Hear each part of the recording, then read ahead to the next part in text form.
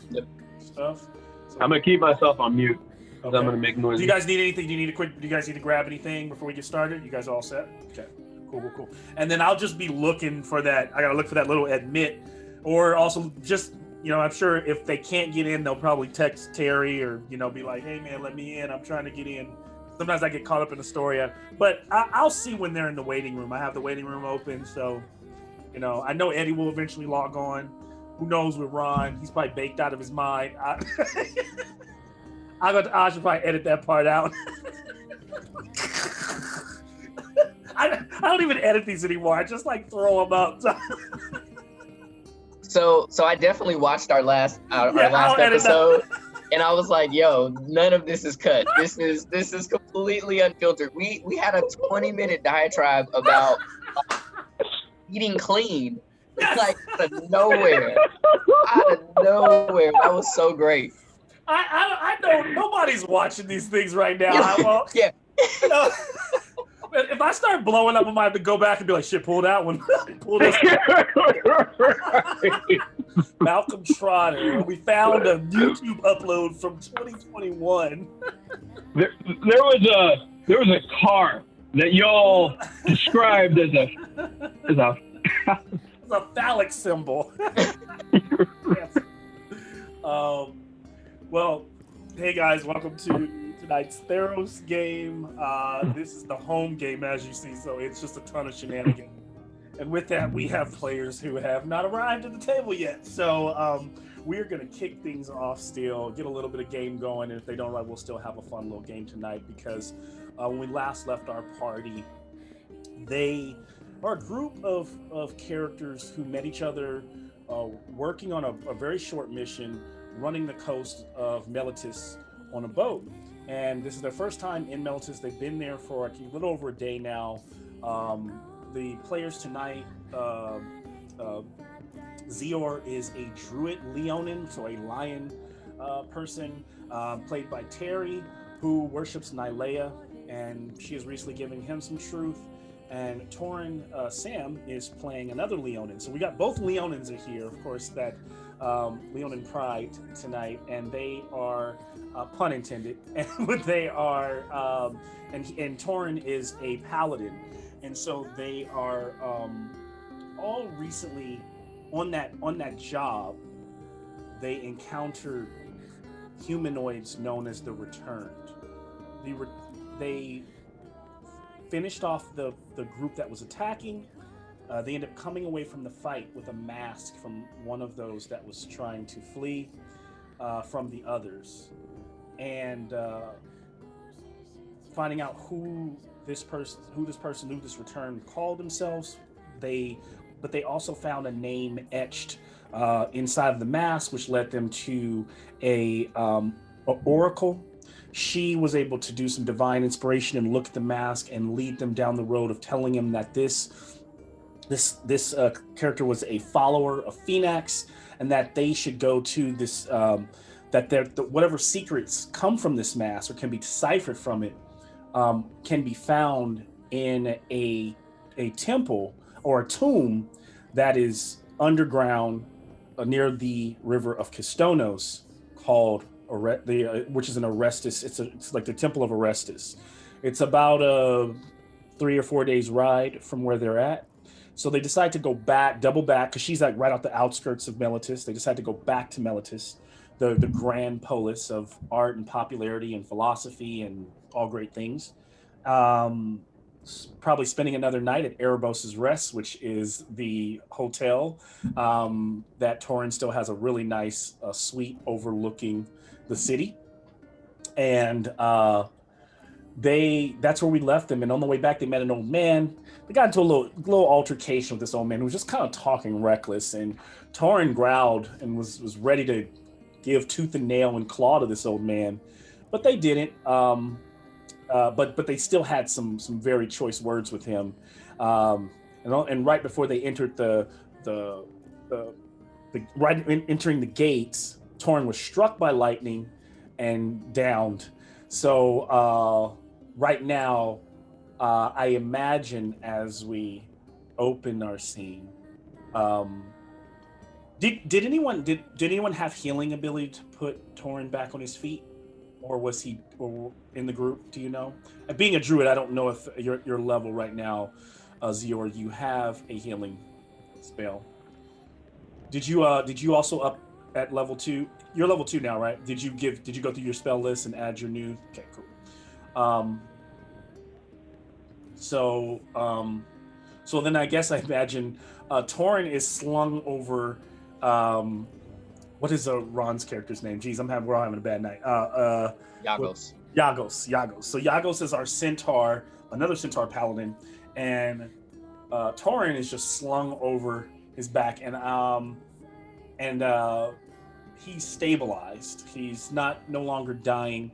I don't know if somebody either used a medicine kit or if Eddie restored him, but it's not here right now to bring it to my clarity. So I'm gonna say he's not taking death saves, especially since the party is not all here. And so he's slung across his back, really tired, kind of breathing halfway in, halfway out. And we also have our half man, half Triton character played by Eddie, who will be here shortly, and his character's name is Zunis. And so he kind of has Tritons typically have the what do you call those, like fins on their back, sometimes webbed fingers, but he looks more human. If you looked at his hands closely, you might see a little bit of webbing. The color of his skin is a bit pale, but it's not as blue. If you were able to pull his shirt up, you would see that he has gills where his ribs would be. And his ears are a bit pointier than the average human. And so this is where we start, as they are walking their way through, trying to get back through the crowd is starting to lighten up on the streets, and this big, heavy, busty streets as the sun is starting to set. The beautiful sky of the Nyx has come out, and they, on the way through the streets, they bump into like 3 kids. Like, and one of them kind of bumps into you, Zior, and the kid looks up, kind of a dirty face. Oh, sorry, mister. Kind of runs off. And so from our kind of camera view, we leave the party and we follow those kids. And so they are, running through the crowd, bumping into other people, and they arrive at this temple, or like a awning, a big structure. And when you look up at it, it says, Maro's Pancration, tournament, whatever. And the kids look, and the one kid that bumped into Zior is like, there it is in all its glory. And the little girl next to him is like, oh, Kifos, like, we shouldn't be doing this. And then Kifos, shut up, Delina. We've got to do it. And then Mighton, the other little boy, so there's 2 boys and a girl. He's like, she's right, Kifos. We really shouldn't be here. So Kifos is like, no, we've got to go in. And then Delina's like, but it's closed. And so the kids sneak behind some pillars. And there's a doorway, an archway, and there's a sign in front of it that says closed. But of course, they push through. And what they can see down a long hallway is a dark arena. And the little boy, Kifos, says, this is it. This is where the greatest, my favorite Pancratian warrior fights. And I just know he's here. And then Delina's like, no, people are saying he's dead. He's not. I think he's just hiding. He lives here in the arena. He can't be dead. He's never lost a Pancratian mania fight in 16 years. And so the Kifos runs forward, and he's like, if you're coming, you're coming. And so he bolts forth. Delina shrugs. And then Mighton is like, I guess we're doing this. And they head into the arena. And as they do, those kids disappear. We fade to black and open tonight's story. And so, give me 1 second here. And I'm going to forego opening credits, but we'll pick up as moments go by as we kind of come back away from that and pick up on a more calm environment. So you can hear maybe the flutter of the torches as Torin is finally restored to 1 hit point right now. It's like that within that first hour of you resting. Um, Actually, it was probably sundown, so it was around 4. I mean, it was probably like probably around 7:38. So we'll say 8. So we'll say it's about 4 hours have gone by. It's about 11 o'clock. You can use any of your hit dice to give yourself hit points back, Torin, um, if you like. So what you could do is so you'd roll a d10 for each one that you're willing to use, and then add your con modifier, which I think is a +4, right? So if you roll one, you get a d10 +4, or you can roll two d10s and get +8, or you can wait, or you can just wait, continue to ride it out, and wait another 4 hours so that you get all your backs without using those hit die. So if you want to leave it as it is, we'll just say you're like halfway through a long rest right now. It's up to you. Okay, let's leave it as it is for now. Okay. And then if I feel like we're going to go into conflict without it being ambushed on us, I will use some quick healing to get myself up to task. You got it. And so what we find of you now is that it's later in the evening. The sun, like I said, has gone down, and you can't, though, the crowds of those people eventually dissipate. The streets are quiet. The merchants have closed. It's quite a beautiful sight. Might be a beautiful sight of all of the city. And there you are at your nice little, like almost like penthouse setup, 4 big columns, open space. There was the bed that you slept on. There was a huge kind of like almost like love bed, like California king size wide slab set up and done up very nicely, big plush pillows, and then like along the 4 corners of this area, like 20 feet by 20 feet by 20, like there's these like linens, these curtains. You guys have pulled those all back and kind of pinned them out of the way, pushed that large bed out of the way, and you've also set up a couple cots or whatever gear you have to rest.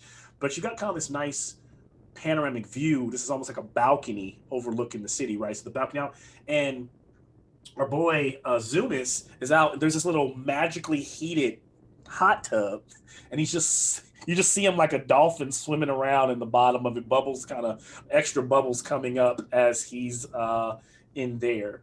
And then Yagos is kind of over here sitting down like a horse, kind of taking a nap. Oh, man, centaurs must sleep super awkward. I have no clue how that, like, so he's just kind of like doing one of these, like, and so yeah, I'll turn it over. You got to be side sleepers. Nice. As you guys are sitting there, you can tell me what you're up to. You know, you guys kind of kick off maybe what Torin and Zior is doing. Give Zuna some time to get himself together while he's swimming around in the hot tub. So I'm sitting within earshot of Torin, and genuinely concerned about my brother in arms, but also understanding why it happened at the same time as well. And yeah, just say, man, how crazy was that? So Torin is lamenting his foolishness in not seeing the old man as a threat, as a bearer of power. He thought this is what the old stories always foretold, that Tyrannos would be this type of trickster. So he cursed himself for his foolishness and basically licked his fur down so that it wasn't sticking straight up from the lightning strike again. He was trying to get himself clean and trying to heal himself a little bit. He feels decent but not great. Mostly, it's hurt his pride, which is, one of Leonen's strongest suits. So he's a little silent right now. Understandable. Yeah, so I mean, Zior is just kind of hoping he feels better, and really watching Zunis swim around in the hot tub and debating whether or not he's gonna dip his paws in or not as well. And so to get you caught up, Zunis, you are everyone's kind of gone back, walked through the streets. Eddie, do you remember if we had anything to give Torin hit points at the end of that last episode, or was he just down? Was there any like medicine checks made for him? No, but did anybody have anything so at the top of the game they could get him life, they can get him stabilized? If not, it doesn't really matter now. I was just actually asking to see if I was, but that would have been scary because he actually would have been making death saves. But we're gonna say that like ushering him inside, the guards kind of help. You guys are able to stabilize him, and so when you get him stabilized, pretty much he walking him through the streets, being carried on the back, on the horse part, rear of Yagos. So right now Yagos is resting. We're all taking kind of a long rest. We're about 4 hours into said long rest. And you are in that nice upstairs. Remember the upstairs suite that Torin went and slept in while everybody in Erebos rest, when everybody went down to Heliod's Light to get drink. So now you can see to one side. This is that place. You can see on one camera. You can see kind of the overview. Oh wow! For anyone watching, I'll pin it really quickly to show. This is what the overview of their room looks like. It was kind of a love nest penthouse suite, so you guys made a couple extra beds, moved the big bed away, set up your weapons and things like that. Zunis, you're in that little magical hot tub swimming around, lying down there. Oh, I'm having a great time. Yes, having a good one. By yourself, we might add. Yeah. And then Yagos is resting. So this is where everyone's at, and you have a really beautiful view of the city. And so this is a point where, really Zior and Torin have been kind of talking to each other a bit. And I imagine this is a moment where you kind of come out of the water as well. Yagos is still sleeping. And you guys are kind of like talking about what's maybe is happening next, what you want to do next. You guys did talk about coming back to the city so that you can get prepared to then go out to head to that tomb of Orestes, if I'm not mistaken. Yes, correct. Okay. So, Torin, he overcomes his embarrassment, and he looks over at Zior and Zunis. He's like, "Did you know that the old man was Karanos?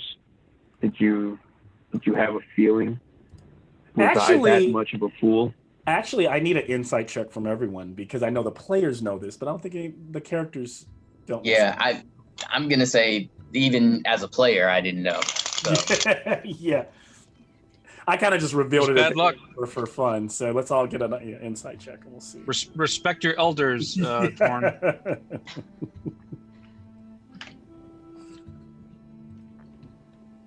So I rolled a 13. Okay. Hold on 1 second. 6. Torin made this assumption only because it was lightning that struck him again. Yeah.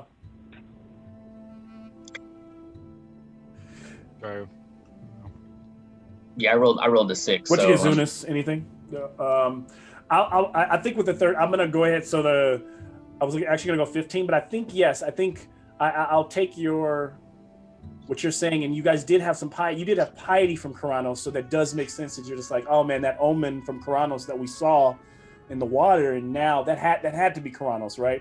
So I think that Torin is convinced that it's Karanos, and so is everyone else. So 5. Okay, so yeah, it's Torin that actually picks up on it. So you are right as a player and a character, Torin. You are correct.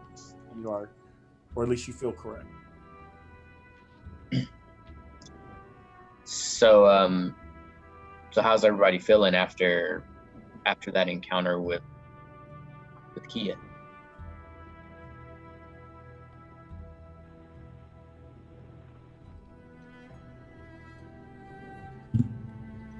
brain fried, frankly. You guys remember? Sorry. So you remember Kia is? You might have to help him out a little bit.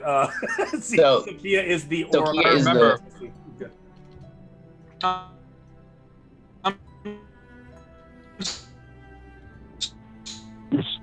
Your sound's choppy, my man. You're choppy, Eddie. Eddie's like, whoa, He just went into the Matrix. whoa. Sure. Bruh, I'm gonna screenshot this because this is great. Now he's groaning. This is great. Oh, please let this work. Oh my goodness. I'm sorry for anybody that watches these. You chose the wrong game. This is oh man.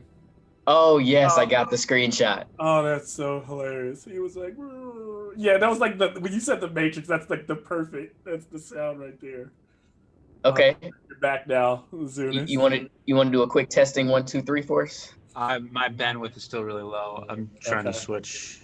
Oh. Fucking. I'm gonna be honest with you, that whole experience was magical for me. Yeah. It was magic. That. Yo, Matt, can I share my screen real quick? Go ahead. Let me make you go for it. All right, now we're cooking. Now I'm on the 5G, baby. There you go. That's Cook my brain. Pretty sure I'm there too. You did that whenever you got the vaccine. That's right. Or is it going to show what happened to me? That's what you looked like while you were going like Yeah, man. Whenever you were entering the Matrix, that's what you looked like the entire time. It was a great. It was. Fucker. Oh man. So Zunis, I don't know what you got out of what I said earlier, but Nothing. Zunis, nothing. Yeah, it was just zoo.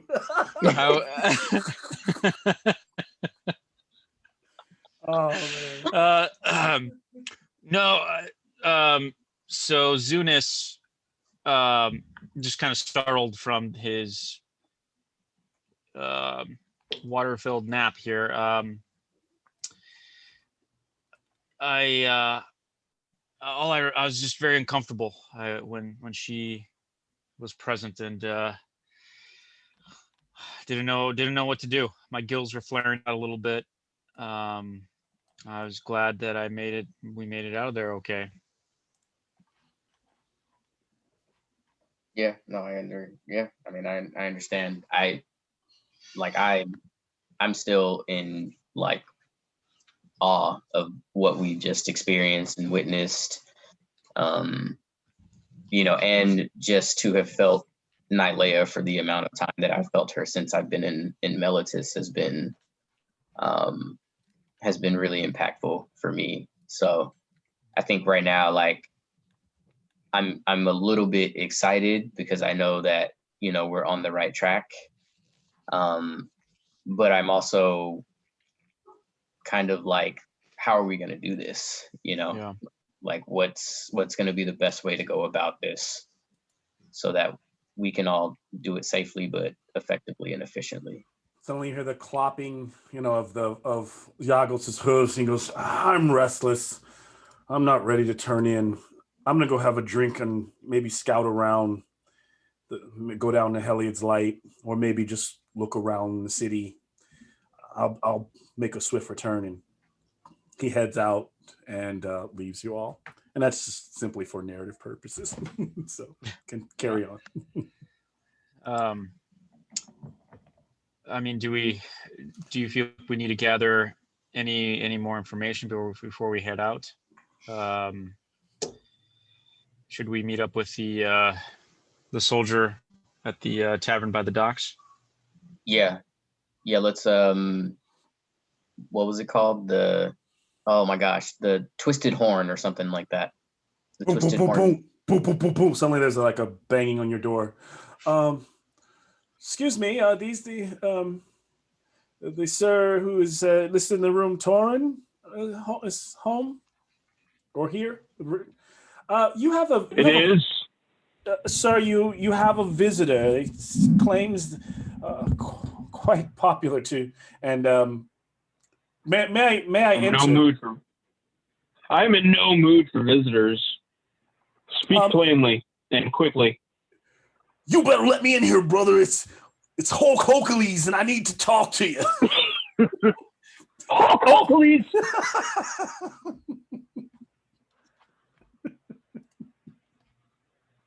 Torin's heart sinks. He cannot believe that he's spoken this way to such an entertainer. He gathers himself, smooths his fur down as quickly as he can from the shock that still pervades. Enter. And so in walks like one of a little skinny. At first, you're like walks like the door cracks, these big double wooden doors, and in walks like a lowly young male servant, Hulk Hercules, and behind him is the same guy that you saw before, chiseled in his little Greek skirt, long flowing golden mane with a bit of like the bald spot in the middle, golden beard, glistening with just olive oil that he just put on earlier in the night. And so Hercules walks in. So there you are. I heard a lot about you brothers, all of you. Um, I'm sorry to actually come in here and mess your night up, but that Othanos, the Captain Othanos, is talking a lot of good things about you down at the docks. Of course he is. Yeah. Speak, friend. Yes. I was most impressed by the display. Oh yeah, all my Hercules fans, they know that I am the man. I am a god incarnate. And then he sits down. Oh, he grabs like a cloth off the table. What am I? Who am I fooling? Between all of us, I'm a no good shyster. Our pancreatian practices are all fake. Shit's not real. Every match is choreographed from top to bottom. And we got a problem. Torin growls angrily. Hey, no! You're lying, man. I can still throw a pretty good punch. If you want to go toe to toe, brother, we can do it. Out of respect, Torin backs off.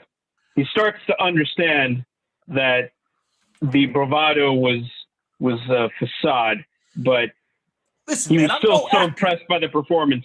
I know how to entertain, and I'm an athlete. We're athletes, man. And he like his eye starts to water. We're just as good at the guys what they do up in Akros. We're just as good as any Stratian or anyone that's going to the games or any gladiator, brother. I can tell you that. But I do have a problem. You see, one of my little Hokulites, he got himself wounded tonight, got himself hurt going into the old Morrow Arena. I don't know if you know, but it's been closed, brother. It's been closed, and it's been closed for a good reason. We lost one of our own in a freak accident by the gods, brother. And one of our champions is dead, but his Eidolon recently showed up and during one of the matches and start causing a ruckus. And so what I think all of you know in the world of THEROS, an Eidolon is essentially the same thing as a ghost. It's typically the soul of the departed lingering. And so this Eidolon caused us to have to shut everything down. So one of my little Hokulites who unfortunately loves this guy too, went in there and he got himself all beat up. They don't know if he's going to make it. Everybody's asking me to go in there, brother. And I know I can't beat him, especially if it's for real this time. 16 Pancratian manias. He's never been beat. Those were all fake. So maybe this time Maybe it's time it could be beat, but I don't want to risk it. I was always kind of scared of him. Torin I'm stops offering him. you guys a chance to do it for me. Help this little boy go to the arena and finish him off. Send him back. Torin puts his hand on his shoulder. Hulk Hercules. I grew up seeing entertainers and fighters just like you. You have nothing but my respect. We will assist you. I appreciate it. You know what? I appreciate it so much that I'm starting to feel like I actually can do this. If you'd like, I'd actually accompany you, since you look like, from what Thanos told me, Torin growls. 4 of you, but there's only 3. Torin growls slightly. He without words looks at his compatriot Zior, and then looks at Zunis, and with the revelation that Hulk Hercules gave us, you know, he looks at them, but he is unsure as to whether or not he would survive this encounter. So he looks to his allies to see if they feel like he should stay behind, or if we should allow him to join us.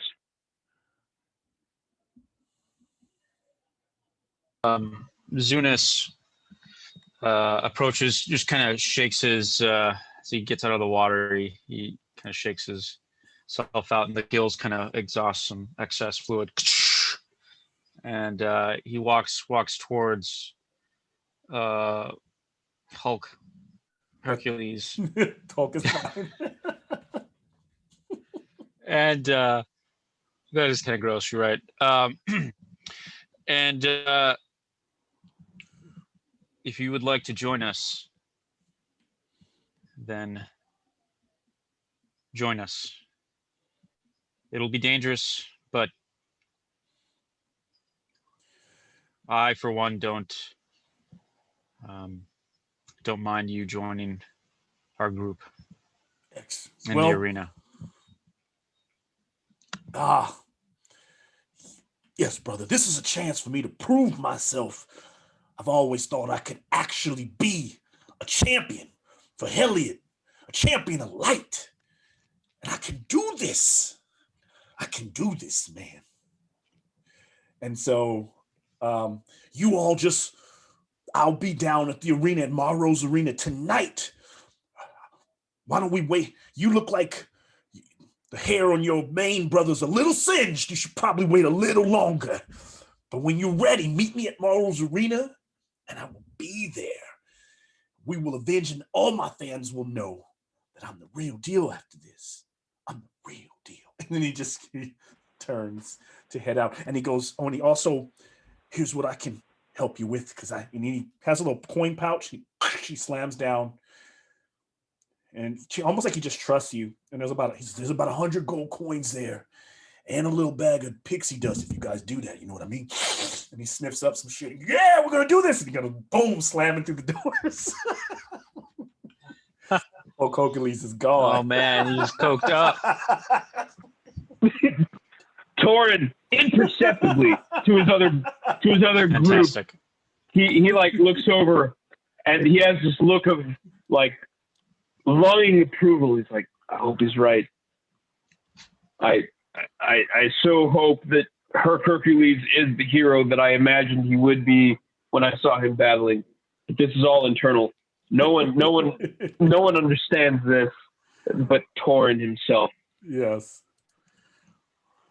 Yeah, so as Zunis kind of turns into the direction of the other two, and is just like, well, let's kind of just gestures like, well, let's give him a shot. Why the hell not?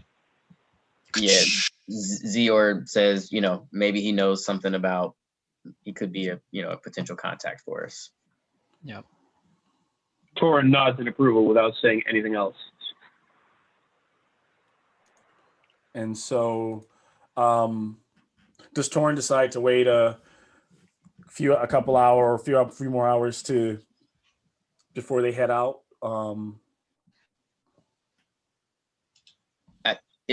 DM, is there time for Zior to go down to the bar and grab a drink?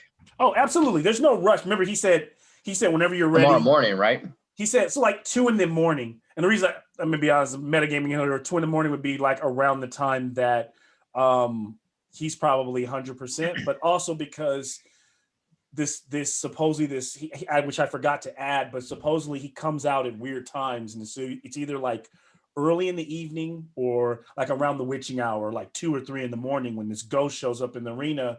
And of course, one of the little kids. So Eddie, you did miss this, which the party didn't know. The party didn't know till right now, so it's fine. But our cold open, you guys bumped into 3 kids in town on the way to Erebos's rest. And then kind of we went off with those kids. And one of the kids was like, I have to see him. I have to see my favorite wrestler. And one of the kids, Delina, one of the girls, was like, I hear he's dead. He's like, he can't be dead. I hear he shows up in the arena at night. So the kids go in there. And then now here Hulk's come and said one of the kids has been injured and wounded. And so that's got it. Yeah. And he's probably got a head injury, and they're hoping he's gonna be okay. So do we have any healers in this part? I mean, the paladin has lay on hands, so he's the one that needs to recover to use them. So actually, oh no, that's what it is. Yagos is a paladin, right? So he has, I think that's what he's done. I think he had a lay on a couple of points, and he was able to get you back on your feet last game. That's what it was, if I'm not mistaken. So you go down to. If I have the opportunity to rest, Torin will rest until 2 a.m. so that we have the opportunity to be at health and also pursue this apparition. Yeah. Okay. And so you go downstairs, Zior, Azunas accompany. So Torin's still resting. Anything that so you're at the Heliod's Light, and when you arrive there, it's kind of dead tonight. It's kind of quiet. And there's a cute satyr, Corn's kind of curled, hoven feet. She's wearing kind of like a cloth, kind of like crossed in both ways up top. And she's kind of like, just kind of washing drinks.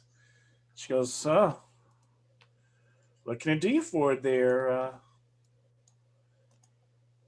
kitty cat? Just in a playful manner. Oh shit.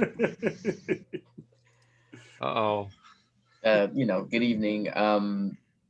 The last time I was here, there was a kind of a orange and kind of champagne-y or wine type drink. I'll start with one of those. And I got you. I'll get you one of those. You're lightweight. No worries. She goes over and starts making it. 2 of those. No, I'd like the. And when she turns on her back, like she has like kind of like Celtic, like strange, like runes, like markings, like tattoos, all like over her back and all like sleeved on one arm. You'd like what's that? The blue pearl. Blue pearl. 1 blue pearl for the water boy. Great. She goes to work. And so she comes back and hands off those drinks. Guys can't sleep. It's one of the off nights. Unfortunately, not a lot going on right now. Yeah, we just we just got back into the city and still a little charged up, so decided to come, blow off a little steam down here. Yeah, Zora, I've never actually been inside the arena. Do you know anything about the arena and how it works? Which arena? Our full the games. There's multiple arenas here in Melitus. It is so large.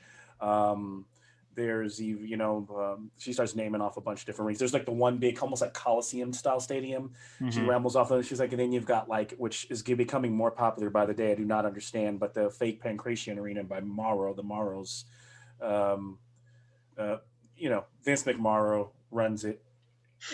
It's Vince McMorrow. Yeah, Oh, he's a big douchebag. it's, his name screams douchebag. Absolutely. As I kind of down the rest of my Blue Pearl drink.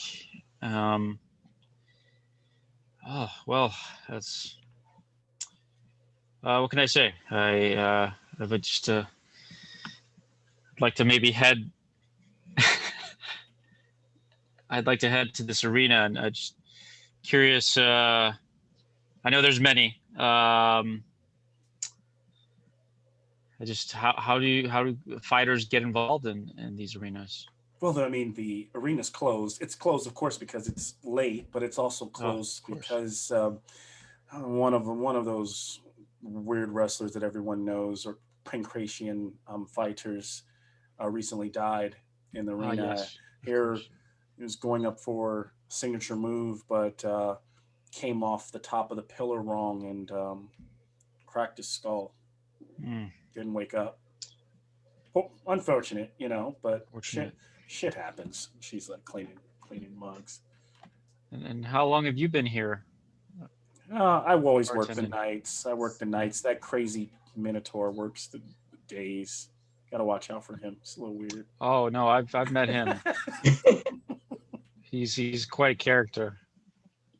Uh, just yeah, it's a good guy. Good guy though. Yeah, he can be sweet. Yeah, As sweet as a Minotaur can be. And of sometimes course. it's the whole Mogus. I'm not trying to be you know like that, but it's the whole Mogus thing. It kind of worries me. They worship. Well, he used to worship Mogus, and so I feel like he was part of a evil cult. Mogus is an evil bastard. I don't trust him. Yeah, that's hey, understandable. Understandable.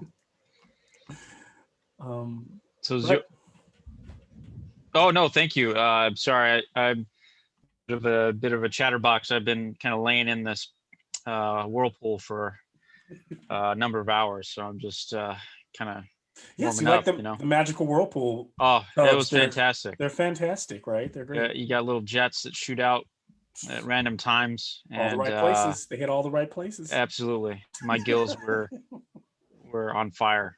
Oh, okay. Zior is literally in awe of this conversation. He's like trying to like as Zunis is like having just word vomiting like you sort of get the sense that he's trying to hit on the bartender, and it's just absolute failure. She's just being very nice, Yeah. well, Give me he or your she, the satyr. give me Sure. your what do you call it? I Charisma. want to say Charisma? charisma, but I would say I want yeah, just give me charisma, straight charisma. I would say it's Straight. persuasion, but I'll don't yeah, because since you're not, you can just do charisma, straight charisma. Okay. Let me get a banter check.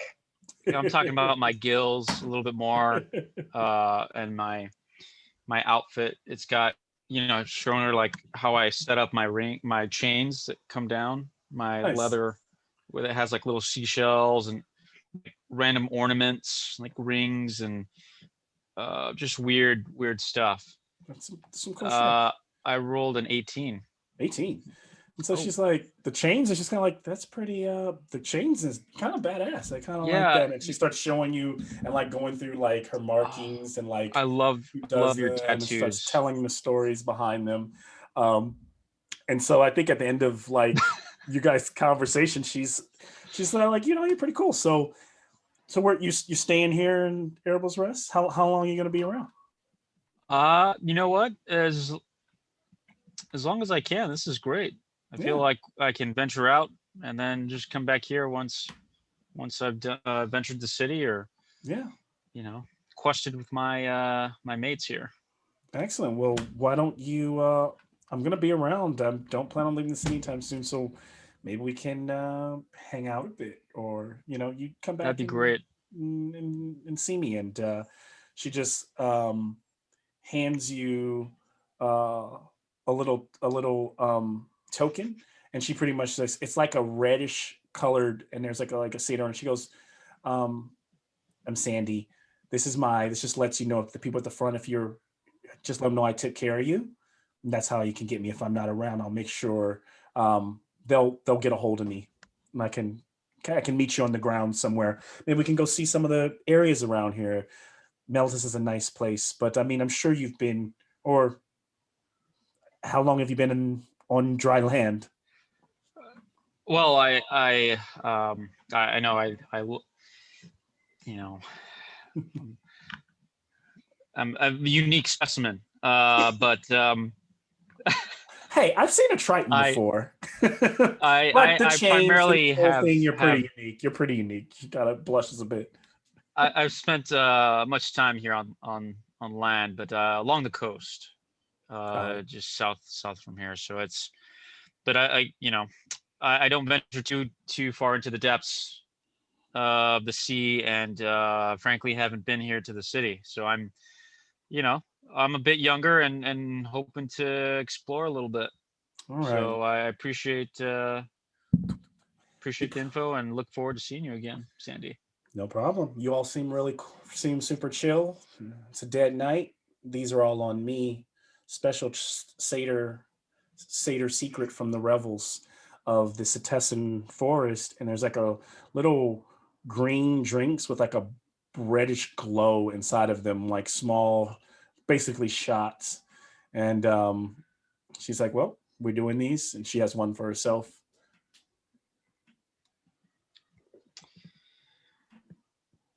Let's do it. What should we cheers to, Zior? What are you guys? Are you guys? It looks like you guys look a little apprehensive, like you're not settling down the night. Like you're settling to go out and do something. So maybe you cheers to whatever you're about to go do.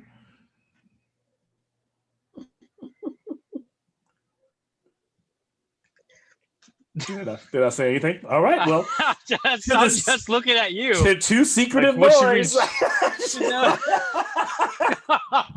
I'm not Dude, trying to mess up what You're Zunis has put fucking me up, together. bro. If it's like that, if you guys, it's okay. Am I getting okay? Okay. Well, cheers to you all. On three cheers, yeah. Oh my God. Oh my god, I'm just like furious at. I'm just looking at you, and I'm like, fuck, and I'm just like, cheers, like kind of like You both get an kind inspiration of point firm. to use. Actually, the whole party, because Torrin is resting. You all get an inspiration point from that.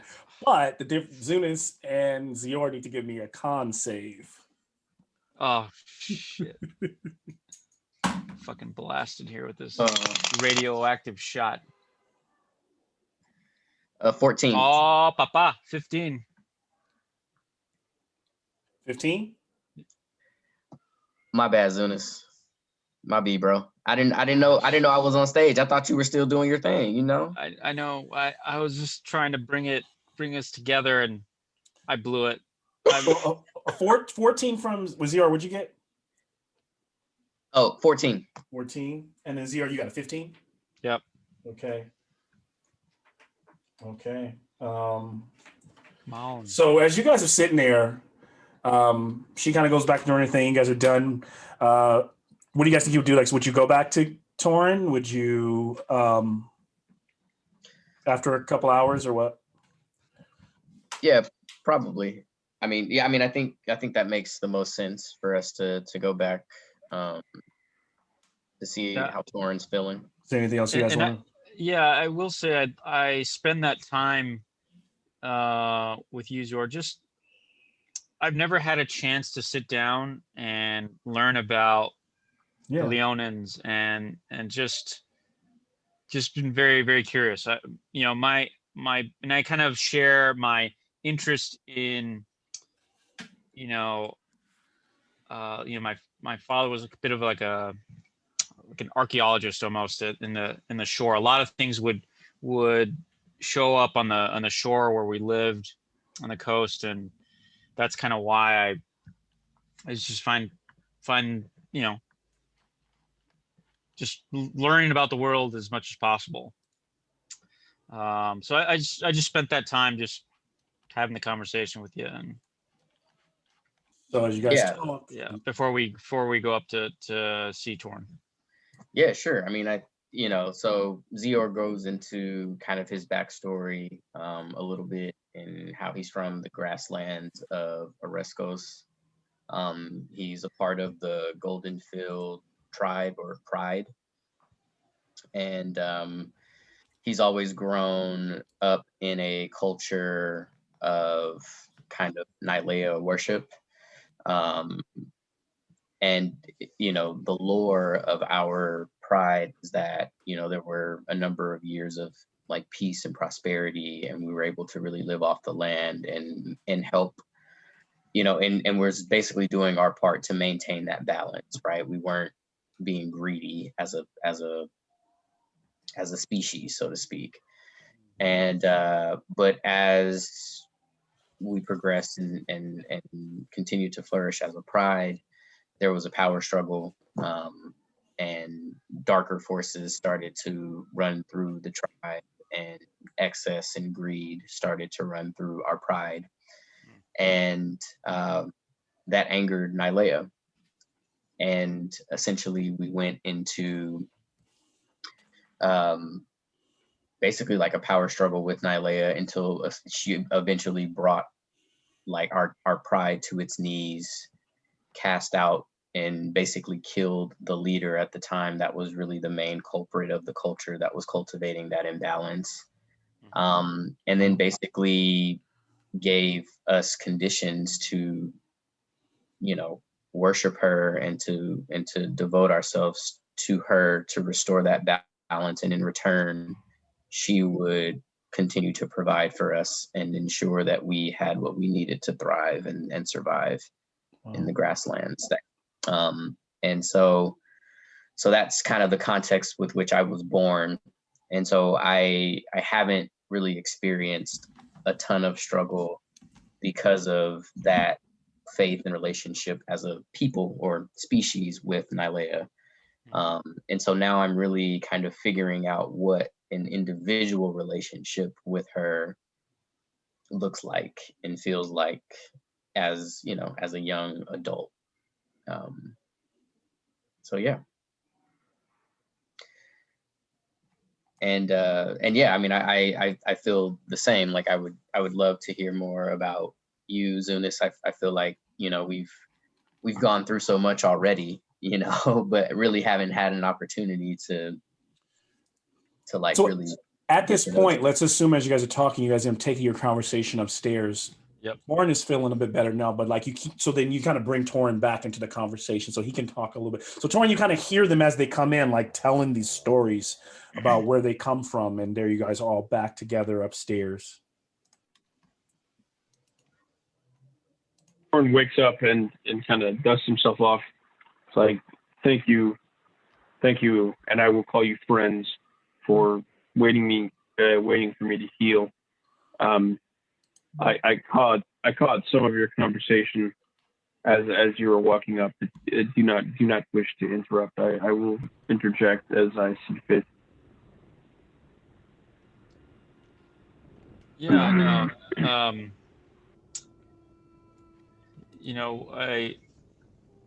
One thing about I guess I never really shared with both of you where I lived. I was my family history, we can have a conversation another time.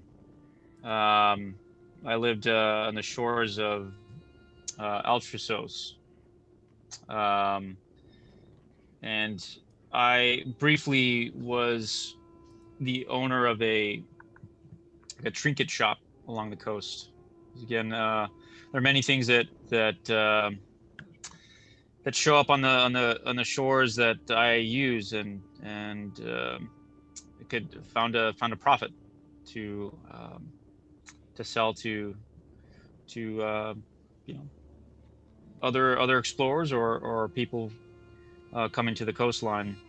But alas, it just didn't feel like the right direction to take my life. Hence, I decided to take my journeys elsewhere and found you all on our recent quest. I have a map that my family left me, but I so far haven't been able to understand it where it leads, but it appears to be some sort of ruins or in the sea, and I hope during our journeys that I can find out what this map is telling me, and perhaps I'll discover more information about how I became to be. Say that one more time, that part about the map. It's a map that you have. It was a map that my father kept, sort of a family heirloom. That was my understanding. Underwater map of the sea. And this is actually me DM asking, like, you don't have to share that with your pride, but maybe you could share offline, but I am interested in more. Is it already in your character information? Yes. Okay, then I just need to read again. Maybe the first time I checked, I didn't update it. Okay. Yeah, it's very generic. It's like a cryptid map of the Siren Sea. Okay. So there's letters and words that I cannot decipher. Okay. But it's a mystery that I find, could give me answers of kind of where our family comes from, and absolutely. Yeah. Okay. So yeah, I can just share that, along with some like tangents of like fishing with my bow and like having like weird gill diseases, or not diseases, but like flare-ups, I guess. Yeah. And then it's I'm just, you get the sense that Zunis is just an awkward guy. Diseases, eh? Oh, I'm sorry. I didn't know, like, where you get that inflammation on your skin and it kind of sticks things together. You gotta kind of clear it out from time to time. But doesn't that happen to some of your orifices or your other slits? Torn shakes the sleep off and vehemently says no. Like, in fact, incredulously. He's like, no, slits? I'm sorry. I am human, I'm a cat. I guess I just don't know Leonin. You understand? I'm a Leonin. I love the culture clash that's going on. It's crazy. I'm sorry. I forgive my ignorance. We Leonin don't have slits, sir. And I'm offended. I'm even offended just by the word slits. I apologize, Torn. Forgive me. I've had too many blue pearls tonight. And at that moment, it's around 2:30 when you guys look up, and you're like, "Oh, he's probably waiting for us." And it's almost like it crept up on you, but Zunis, maybe all the talk of the slits. You realize this whole time, Torrin, as you're looking at them, that Zunis and Zior have really been feeling themselves, like feeling really good. They're opening up, they're getting all loosey gooses, but they're kind of sweating, and so they are. And it finally hits you all, Zunis. You don't realize you guys are fucking drunk. Like, it's really hot in here. It is warm under this fur. It's like you can hear like a gentle, like tapping of water from my gills onto the ground.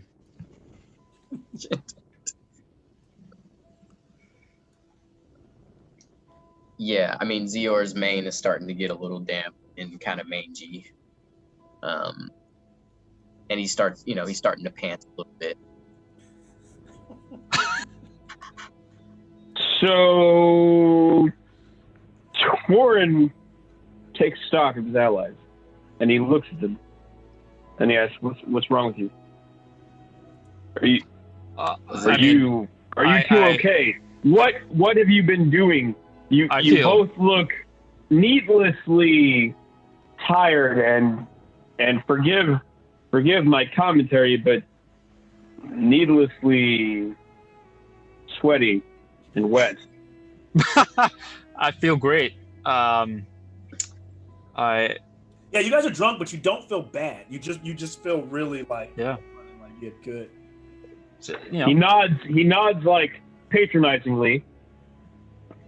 You great. Torn, you notice there's you still don't some. sound great. Torn, you notice the pixie dust is still sitting on the table, hasn't been used, so you know it's not necessarily that. Torn smells the familiar scent of pixie dust and subterfuge. His hair furls up slightly. Who served you these drinks? What has happened here? Oh, it's just no one really. Just our bartender downstairs. Yeah. Can I get just went down. a perception check from both Zior and Zeus? Actually, I could have just gone off your too late roll. Rolling is funner than going off your standard, your passive perception anyway. 19. 19, nice. So is that 13. Okay, so it's Zunis who he's kind of like, you're feeling good, you kind of moving away, and you're off your balance for a second. You remember you're the guy that dove in the water, brought that return to the surface. You're like, oh shit, we have to, if we're going to this arena, if it's a chance we have to fight. You realize like you're kind of off. You realize your movements are at disadvantage. Okay. Both you and ZR are both disadvantaged right now. And you don't know when it's going to wear off, but yeah. Well, Give him the break. The only thing you've heard that like some people talk about leveling it off by using the pixie dust, or it could go, but if there's a chance that it makes you even worse. Zior is gonna elect to. This episode, I probably should have put like a disclaimer: the drug use, everything was gonna be like over the top. It's like viewer discretion is advised. This show contains drug paraphernalia talk. Just this whole game went completely left. I'm sorry. Because everybody showed us like we're just like. Yes. Yo, the energy between Sandy and Zunis was palpable. Oh my god, it was so palpable. So good. Yeah, I was just like, man, I'm just gonna let this happen. I'm gonna let my man get this number. That went to a place. I wish I could have added more to that, but I was like, I'm asleep. Oh, so continue, guys. This is great. So Zior is not going to take the pixie dust for now, but he is going to take a little bit and just kind of stuff it in one of his pockets just in case he feels he might need in a desperate moment, a moment of desperation. Love it. And Zunis just kind of chuckles but doesn't take any. Yep. Well, so guess we're heading out. Should we grab our man? Yeah, let's go get Centaur. Yagos hasn't reported back. He's been gone. When you probably asked downstairs about him. Yeah. And he hasn't showed up. And while, I mean, that's probably a little worrisome but he is new to the party. You guys have known each other for a couple of days. And that makes sense that you guys might venture off. It's a big city. And he doesn't seem like, unless he got like jumped by, 8 thugs, he's probably handling himself okay. Being as he's like a giant horseman paladin. So you don't worry too much, but you're probably more concerned that you don't have him, but you do have Hulk. So you're like, all right, maybe that'll offset things. That's right. Well, let's get it. Let's head over. All right. And so the party walks down the street. You take the directions that you were given to you by Hulk. And as you arrive there, give me a second to set the camera. I'll grab a quick brew. Yeah. Oh, yes. If you need a quick break or anything like that, we can do that while I just pretty much ready to go. But just in case. But it won't be long. We're not talking like 5 minutes, but just if you I'm just gonna run to the restroom real quick. Yep, I might do the same. I'm gonna grab more water. Yeah.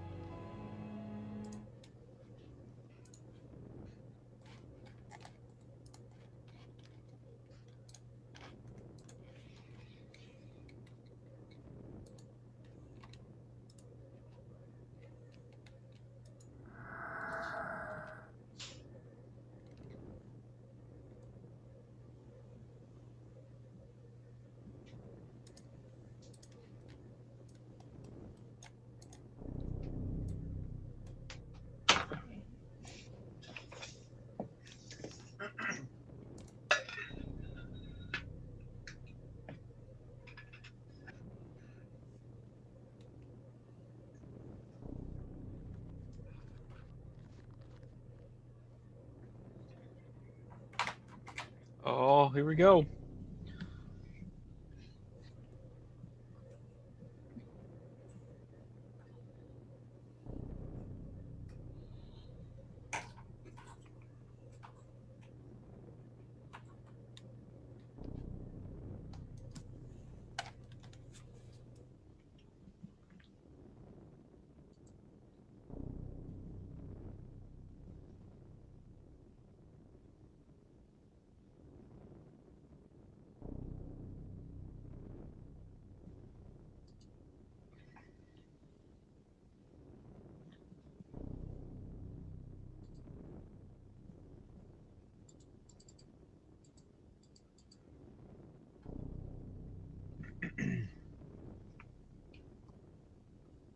All right.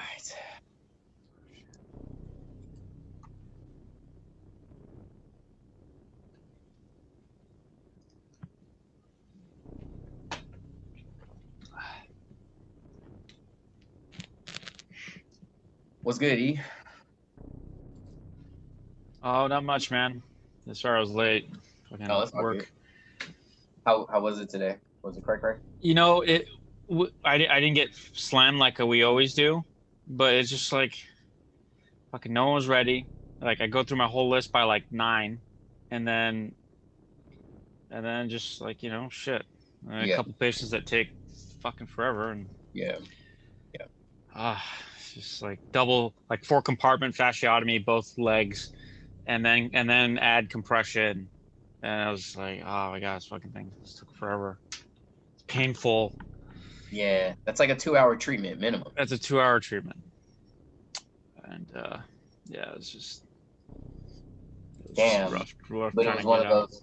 Yeah, it was one of those that had to be on Yeah. because it's a back. Yeah. So So every it's just kind of other week. frustrating. Yeah, because it's like I walk in, I'm like, all right, like I'm gonna get out of here early, but it's just more frustrating that like fucking Yeah. shit doesn't go your way, and Mm-hmm. and they're in there forever. But Mm-hmm. it's all good.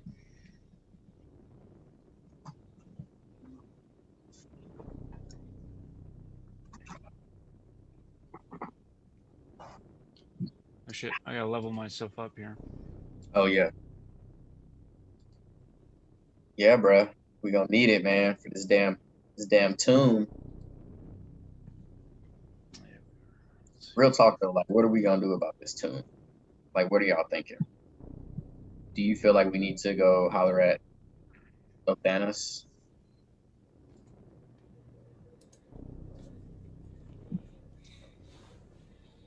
The Or the other thing that I was thinking too is like, and I don't know, you DM, you tell me if this is metagaming. Mm-hmm.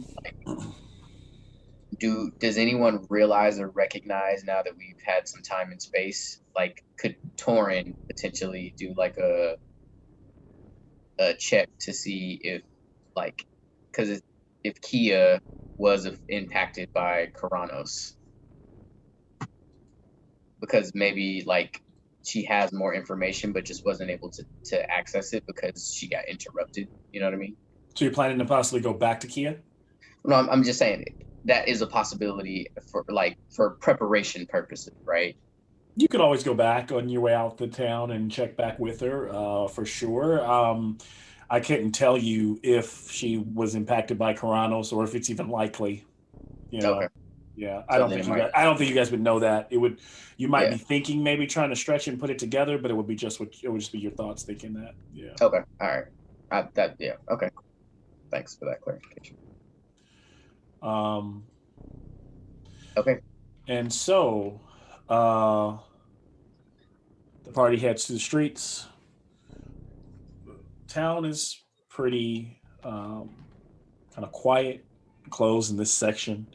And there you arrive at this, like, not a huge arena, but not as a huge as not as large as the arena that's like it would be essentially like their Coliseum, but would be a slightly like their Coliseum. You could probably fit like 4 of these arenas in there respectively. So with all of its, but still pretty grandeur, still a nice size. But there, huge ionic columns standing there, some steps leading up to the darkened space beyond, and a kind of tattered Maro's, sign up Maro's, Grand Pancration. For anyone, I'm sure you all know, but like Pancration is essentially the old Greek word for this, like a combination of boxing and grappling, and so it's basically wrestling. And they're standing there looking at the place.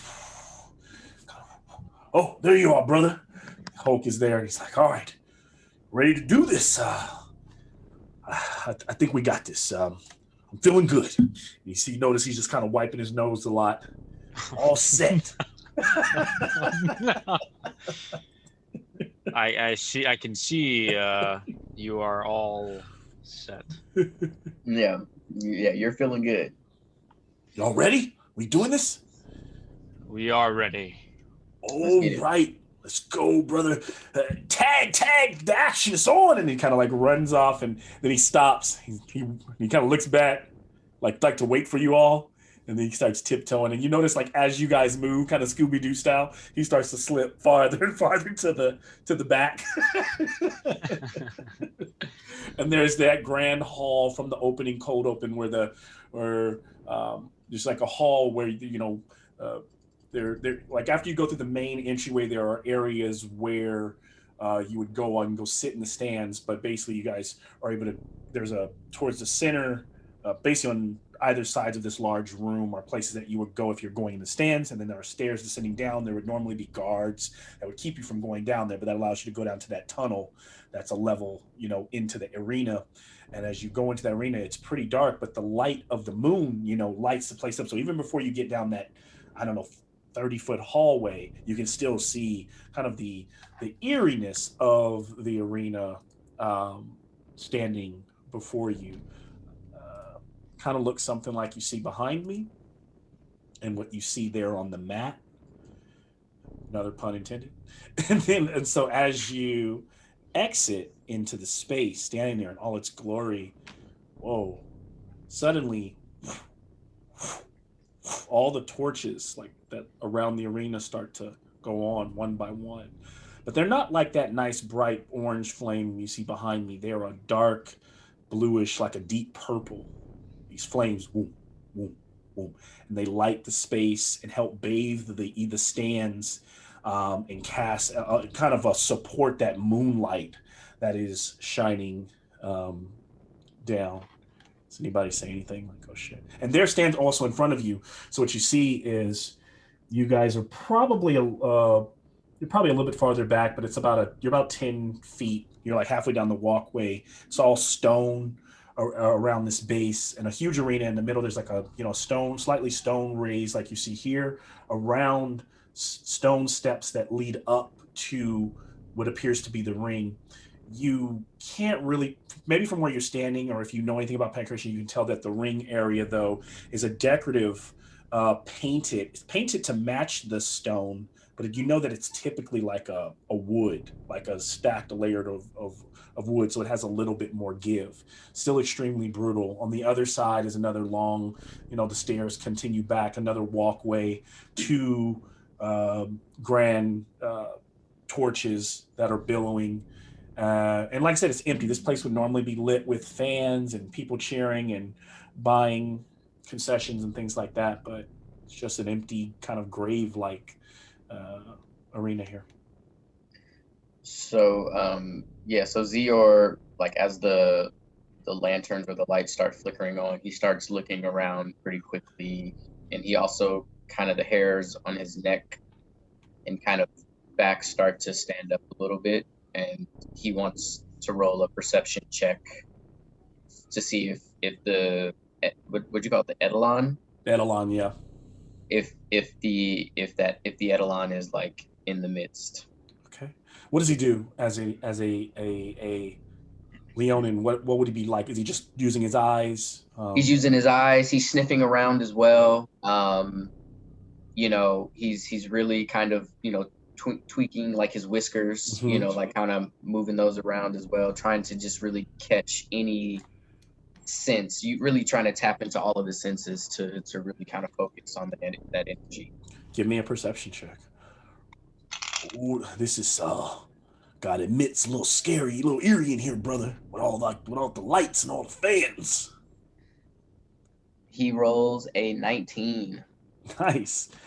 And so you feel the air shifting, like the air passing by you, making, causing the little twinge in your whiskers. You can even the smell of something else is in the air. You can't quite place your finger on it. It's not rot, but it almost, you get a whiff of sulfur. And then there's that, that air seems to kind of moved past, kind of gave you a bit of chill on your mane as it started to light those fires up, and you were able to gaze up and watch each one of those purple torches as they went off, and it kind of took your gaze around, leading to a spot right here on the opposite end of the ring, where you, in the dark there, you start to see a shadow materializing, and it's kind of cloaked in darkness there, and then there's like a sound, like a bell, and a cloaked figure appears, begins starting walking down. And so Zior says, "We are definitely not alone." And so this cloaked figure, like hooded, it's him, brother. It's him. He's come. Starts walking down. And so he starts to walk down and enters the ring, and slowly brings the hood back. The hood falls and the cloak just drops around, and there's this huge, almost 7 foot tall man, human, long black hair. And when he steps out, all the purple the flames go out, and so he's like kind of walking in the darkness, all of your dark vision trying to adjust. But when he gets into the arena, slowly starts to bring those purple lights back up with his hands, and without that hood, as he brings his head up, he looks up, he rolls his eyes, ready for a fight. And there, Hokuli's is like, "It's him, brother. It's the Underworlder." And then he just kind of looks.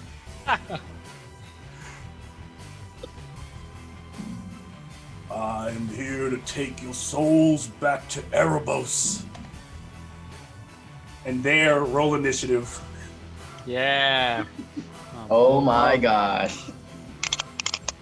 Dream come true. Slowly enter the ring. Now, Hulk, as you start getting, Hulk goes, "Brother, no, you can't go in there with all those weapons. This is a Pancratian match if we're going to expel him. This has got to be bare hands. If you choose weapons, you cheat." Now, what do you guys want to do? You can decide to listen to Hulk. Are you sure?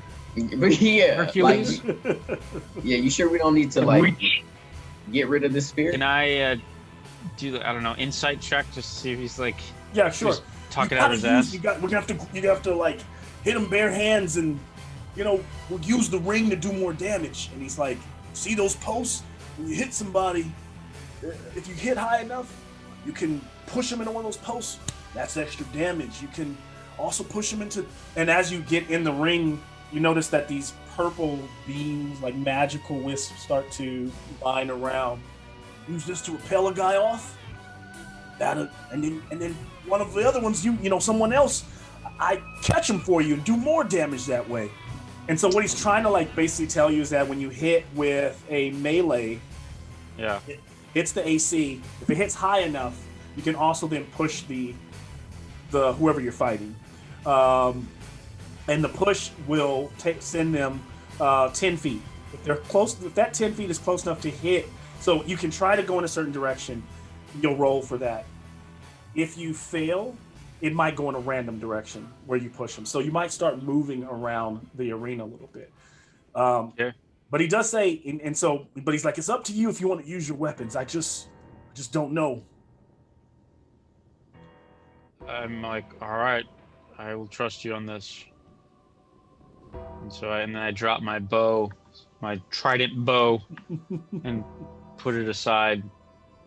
And then kind of roll up my sleeves. The first time you can kind of see some of the kind of like, not like a fin, but well, kind of like a small fin, like on the back of my like tricep area. Yeah. Just work together. We can do this. Think like a pancration fighter. I'm feeling good. Yeah. Feeling ready. Zior also drops his weapon, and he just, And he's good. He's got D&D claws. 9, you should, even without removing your equipment, you should have an unarmed strike. Yes. Yeah, I do. That's basically what you would have to use. Yep. Zunis, what do you have for your initiative? Was an 11. 11. Okay. Zior. 9. All right. Torin. No. 21. And Torin just sits and starts cleaning off the arm fur. Starts like patting it down. Can someone give me a D20? This is what I was born for. Nice. And yeah, you actually guys have claws, so that's what's kind of nice about you. Right. That's what I'm saying. Pretty good. So I'm cool with an unarmed attack. Let's go. Yeah. So I need a D20 roll. Whoever wants to roll for Hulk and add a +3 bonus for him for his initiative. You want to do the honors, Torin? I feel like Torin. For Hercules?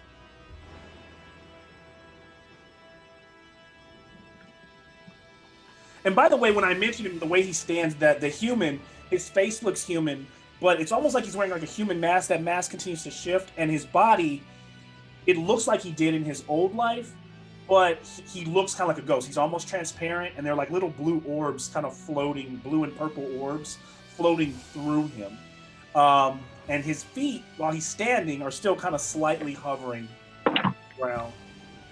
In Adialon, sometimes look like the way I described, but what another good example might be is like this is one from Magic the Gathering, but for you, Zior, that's kind of how. But he's a little bit more pronounced, right? Like through that smoke, that light, you can see him. Okay. And not as bright, whereas his energy seems darker, right?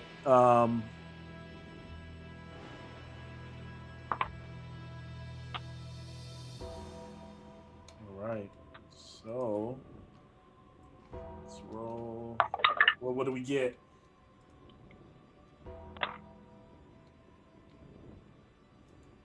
Rolled 15. Nice, not bad. All right, so to kick this off, everyone's kind of standing there. It's quiet. Can feel the shifting of the feet under the wooden mat.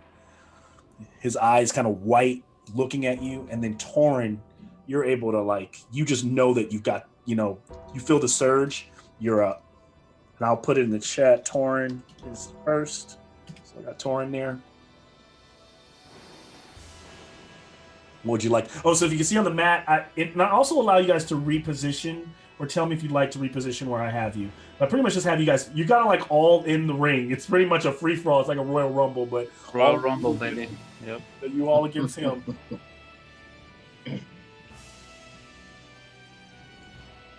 Torin kind of points at folks like, let's. And you can also all be creative kind of surround him with what you're trying to do in your, your attacks. Yeah, I mean, the four corners, allies.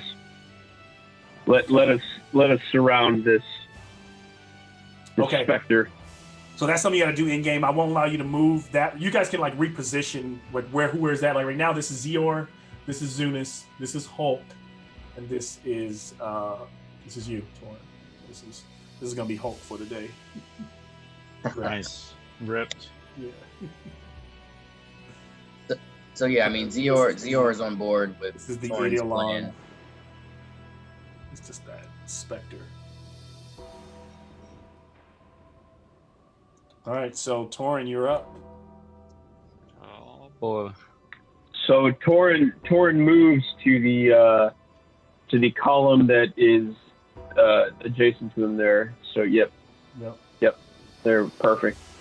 So before he attacks, he just wants his allies to set themselves up. He understands that this is going to be a battle that needs to be won by wits, not just brawn.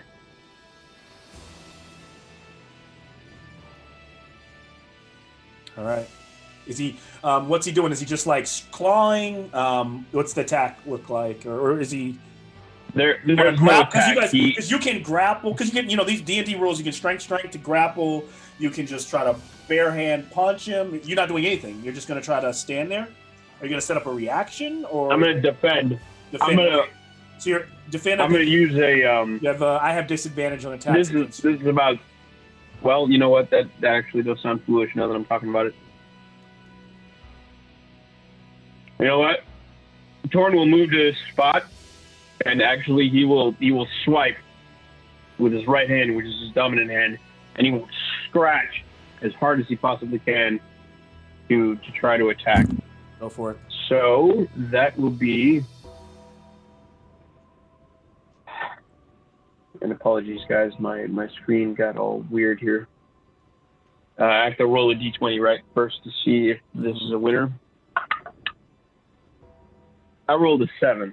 Oh, so as you swing, he just you actually like claw him like right in the face, and then you and it's ghostly, but you feel like the particles, right? Like you feel like you're scratching. It's not like you feel it go through. You feel the resistance on it, and it looks like you tear off part of his face. And as you cut off like part of the bottom of it, it looks like skeletal under it, but not like gruesome, just like almost like the Spectre turns skeletal for a second, and then it goes back to his, his goatee and that man's face he wore before.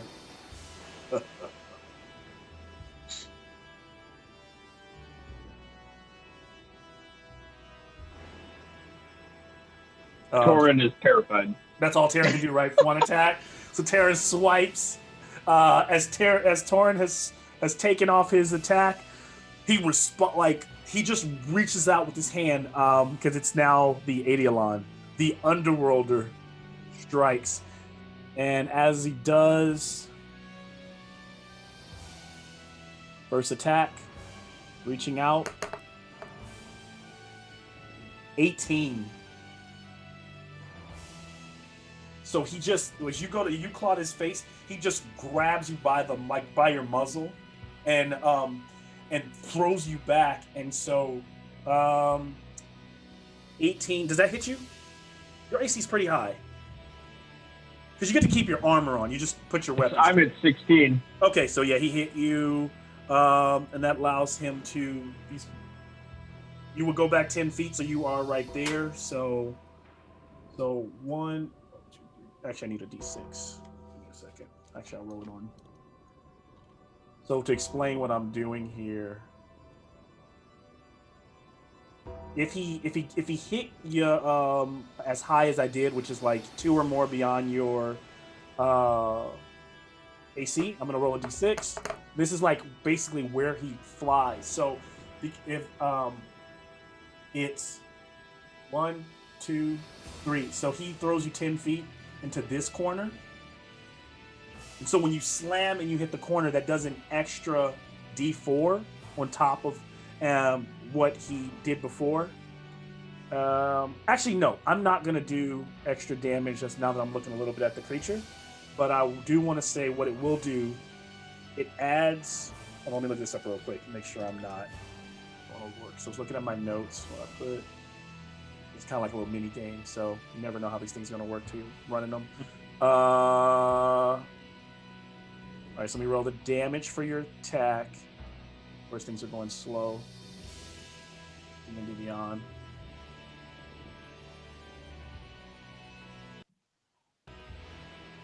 Come on. Sorry, my stuff's slowing down now. It's like I'm having. Am I freezing up? No. Okay. Okay. Good. I just like it's just my when I'm trying to go to my D&D browser, it's like super slow, and I can't see my guy's stats. Give me a second. What if you turn your camera off? Maybe I'll do that. Let me try that. Jeez. Okay, now it's back. So the Yeah, let me just try to turn my camera off for a second. Gosh.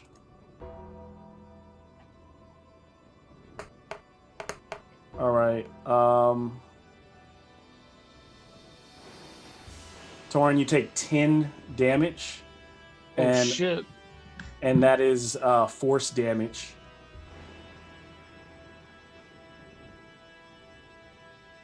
Whoa. And so I'll come back to the effect when I can get to it. And then because he throws Torin into that post, it doesn't count as being connected, so he moves up to Zior, and he will strike with his second.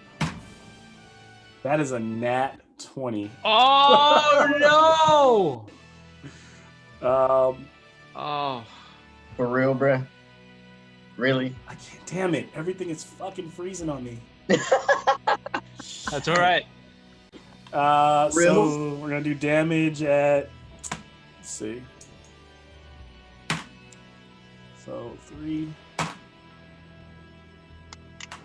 12 damage. That's because of the 12 to Zior. Wow. Wow.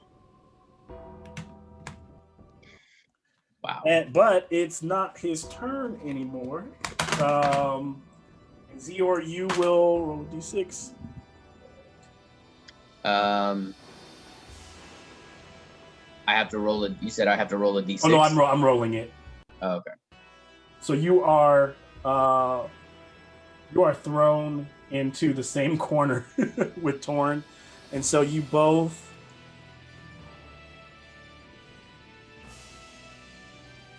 just have disadvantage on your next attack because of the almost like the wind is knocked out of you. Now move to Underworlder has gone. This is when technology goes really bad sometimes. It is so after him, it is now Hulk. Whoever wants to. So Hulk's like, oh, I got you. So what do you guys want to do? What do you guys want him to attack? And Hulk does get 2 attacks. Yeah, I mean, I wonder if. Go ahead, Torin. No. Go ahead, Torin. You got it, bro. Like, this is your realm. Take it away. I would hope that Hulk is just inspired by what's happened right now. Yeah. So he's seen 2 of his allies get smacked down, and he starts to amp himself up. He's sitting there in the corner. He starts like calling out to his fans that are out there that aren't there. They don't exist. But he's just amping himself up. So he runs full strength, and he just understands that the power of his resolve will help him connect. So he uses his arm to clothesline the ghost. He just runs at him. Whack! Pulls him. Go ahead and give me. And he's gonna eat. So when you say if he uses the ring to give him some momentum, I'll give him advantage. He does. He bounces back on the energy rope. So he's gonna roll a D20 runs forward and add +6. No, he's gonna use a D20 and add +5.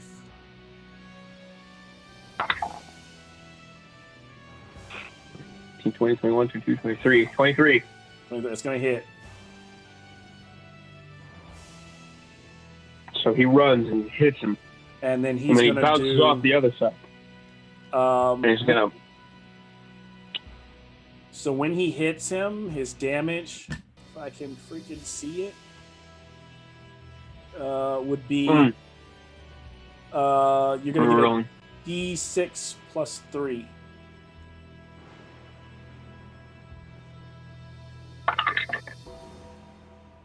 Nine 9 damage. So as you hit him with that 9, Nice. you said you kind of like you're clotheslining him, so that he goes down. So you're trying to get him prone. Exactly. I'm running at him full force, or Oh, Hulk Hercules, the Hulk is. He's just running at him to try to get this under control. He sees that his allies are struggling, and he's like, you know what? I'm not going to play that game. I'm going to play my game. I'm going to play this game. He understands this is the cost. can you roll This is the battle. a D10 for me?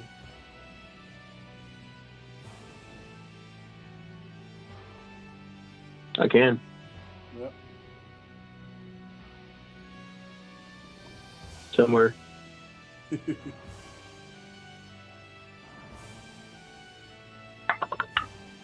Four. 4. So you throw him, and he hits this corner. When you clothesline him, he bounces right back up. So you're able to swing him into this corner where he bounces kind of back towards you, and Hulk expects this though. because he's coming back towards you, you can give me another melee. Well, actually, well, yeah, you have 2 anyway, but this would be your second. Now you get a free one because he bounced off of that corner. So you give me another attack. And what am I rolling? Same attack, 20? D20 plus 5. Yep. And I'll 18. And so here's what I'll allow you guys to do. You're using your barehanded strikes, but your damage, I'll allow your damage to be the same as your weapon. So your plus to hit is lower, right? But you're pretty much doing the same damage as your weapon. Hopefully that's not too confusing. So instead of like, so you take your strength as your plus, and your, instead of your plus 5 or whatever. Well, this is Hulk. This is Hulk Yep. right now. Yep. So what you It's got? none of us. Plus 5. Yep. So what you get? Yeah, that's 18. That's it. That hits him. Hits him again. Go ahead and give me damage. And the first damage was It's it was D6 plus what now? D6 plus 3. 6.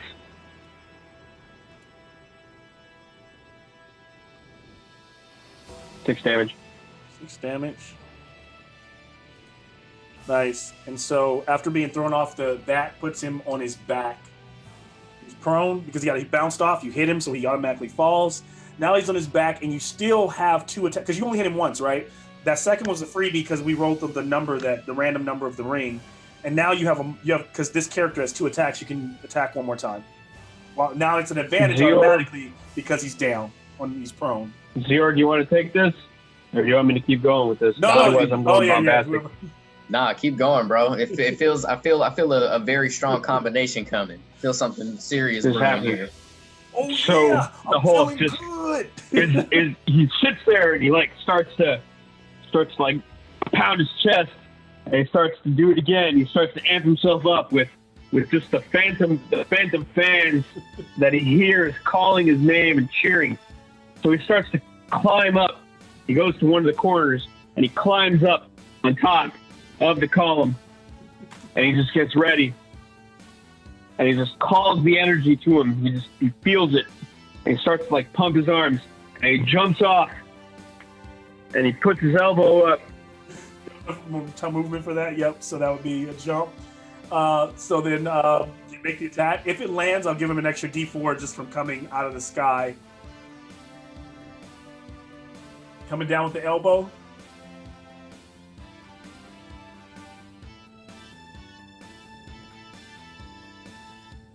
This episode is so zany.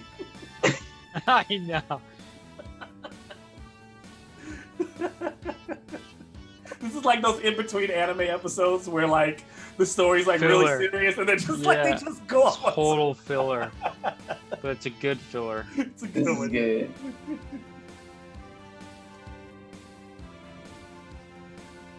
You lost your audio, Sammy? Oh yeah, what do you say? Are we good? Oh yeah, he's reconnecting. Uh-oh. Okay. So it would be the end of his turn. The damage would go down. Whenever we get his damage back, he'll give it to us. But I mean, yeah, Hulk Hogan just comes down, boom, and that like, if there was a crowd, they would kind of cheer. And then, in a strange way, you thought you might be imagining, but you look around, there's like little ghostly orbs, and you can swear you can hear like a very light hush, like go around, and those orbs start to light up as you realize other ghosts or Idiolons who probably like live and haunt all of Melitus are watching this match. You guys feel inspired in that moment as it moves to Zunis. Zunis climbs. I can't believe that happened. Did you ever give me the damage? I didn't get that damage. The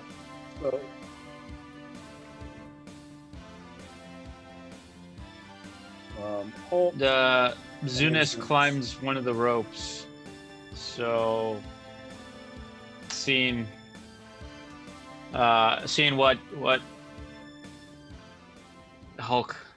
Hercules has done, I climb up on the rope and jump down, but I'm doing a kind of a Shawn Michaels backflip onto him. I can see Eddie's character doing a little Shawn Michaels dance. I forget the dance he used to do. Little sexy walk. Yeah. Off the top, and I'm using the actual D&D because the D&D rules would be difficult terrain to just climb up, and then a leap. I think it's like you can leap. I am athletic, or you don't have to make a number because in D&D you literally can leap the distance of your strength plus something if you've moved 10 feet. So it automatically works in a small space like this. You were gonna leap, so you're gonna add D4 if the attack lands. If I hit. Yep. Okay. I'm gonna use inspiration. Okay. Oh shit! The whole. Oh shit! Yeah. Let's see here. Come on. You shook the foundation with that jump. All right, that's the first one. Not great. Come on, baby. Come on, Zunis. Oh, god damn it! No! They both got 9. Oh no! God. And so as you're flying out of the sky, he's laying on his back, and he's, you can see him almost like in slow motion, and then you see those eyes open and look at you, Zunis, and he rolls over, and you slam against your elbow against the hard. And as you, you just slam down there for a moment, just kind of taking the breath out of that moment that you were so so easily controlling. Yeah, I kind of knocked my own air out. So my gills, like my trunk is like it's like trying to get some air back in. And then so with Zior, it's your turn. But Zior, as you're standing there, you just see, he rolled over, and then he just starts to rise. Sits up, but he doesn't just sit up, he rises all the way back to his feet and starts to float again. Zunis, you're up. So Zior digs into his bag of tricks and hits him with poison spray right in the face. Oh shit! Poison? Zunis is straight up cheating. Wait, where's this poison spray from? Did you have this? Yes, this is one of my cantrips. Oh, he's going for it. All right, go for it. So as the underworlder starts to rise to his feet, is like as soon as he gets all the way up to the top, I literally just, and this green cloud of smoke billows around him, just kind of encircles his head. Nice. And you have to do a constitution check. Ooh, okay, let me look. My internet's not going as slow again. So I'll tell you, you need to constitution save of 10 or above. Okay. It's a poison attack? Yep. Okay.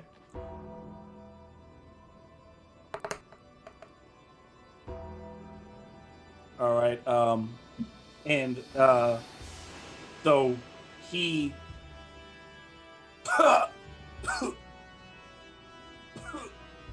he kind of makes a step back, and then what does it look like? What does the spell look like?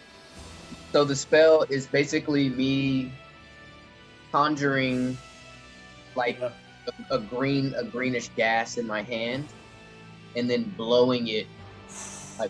And so you hit him, and gold dust hits the alien, and he kind of plays back. His eyes steps back, and then he stops.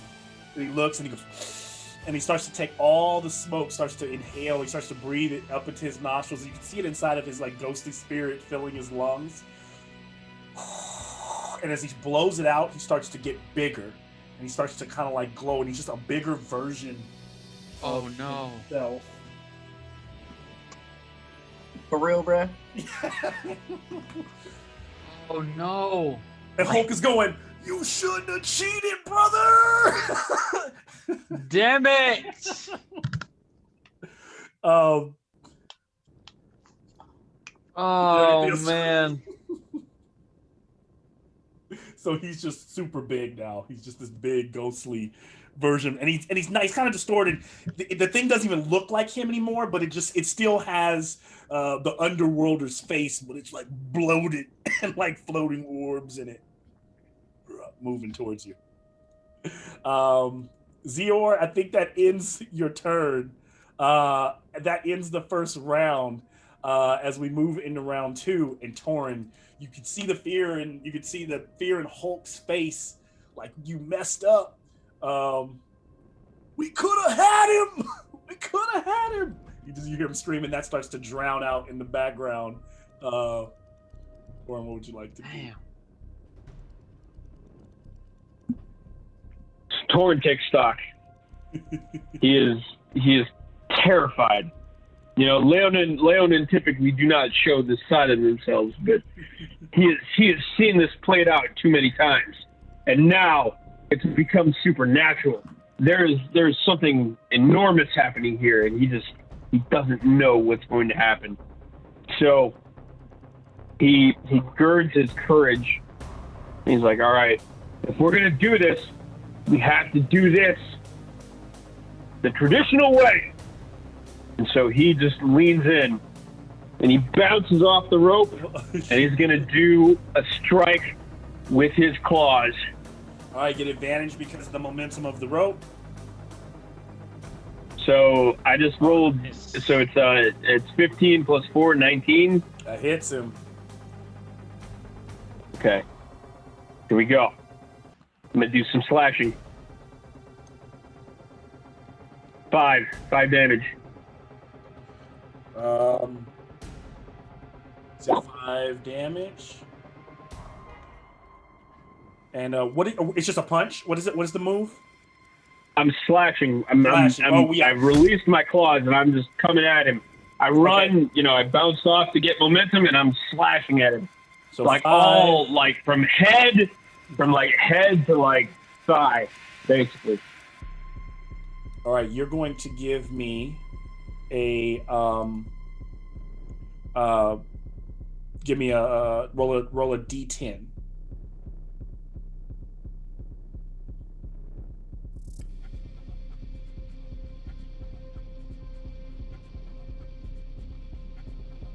Oh, it's a 2. So it's 1, 2. Oh. So, well, it's not bad. It's 1 and then it's 2. This is tell me how you're able to do this, but basically you're able to swing him into this ring. So I give you 2 options. You can either do the same thing you did before, where you bounce him off the ring and send him back towards you so you can strike again and knock him on his back, possibly knock him on his back.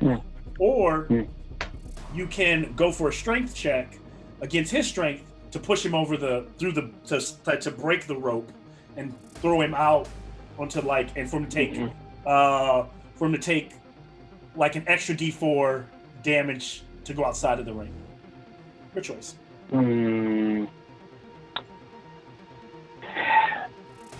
So Torin wants to go conservative with this. Okay. He doesn't want to knock him out of the ring. So Okay. he understands that this is going to be an opportunity for him to play this clean. Okay. He doesn't want to add any murkiness And to Torin, this fight anymore. Torin, can you give me an insight check? Or a history. Give me a history if you know anything about pancreation or about fake pancreation as the entertaining version that they do here in the. Wait, so I'm doing history check? Yeah. 10 or more.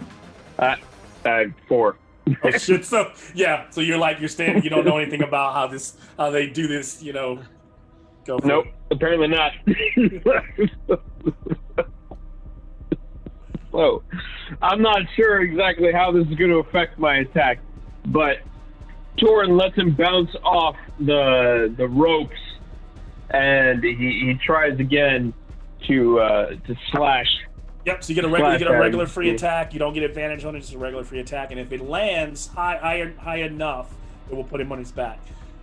The way that's working, what it is he has his AC, and then there's a number above his AC that puts him down. Okay, well, let's see how this goes. He's bigger now, so now that number's higher. Yeah, so 11 to hit. Okay, so as you swing, as he comes back, give me a strength save. All right, let's see how this goes. 22! Oh, shit! Oh, shit! Yeah! You go to claw, and he goes under your claw, and he goes to grab you, but he grabs you by your throat, and you start to feel yourself lifting off the ground, but then you reverse it, and now you have him by the throat, like with his arm over your shoulder, and so now you have him grappled.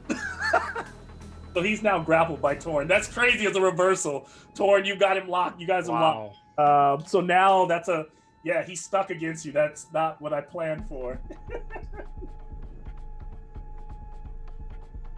So, Torin's done, right? So it's him's turn. He's gonna have to force to use his action to grapple free, and he was gonna go for a grapple on this turn. So and I don't have a rule for this. The only way I can play it is that, he's just gotta try to break free. So, it's a strength on strength. So strength checks between Torin.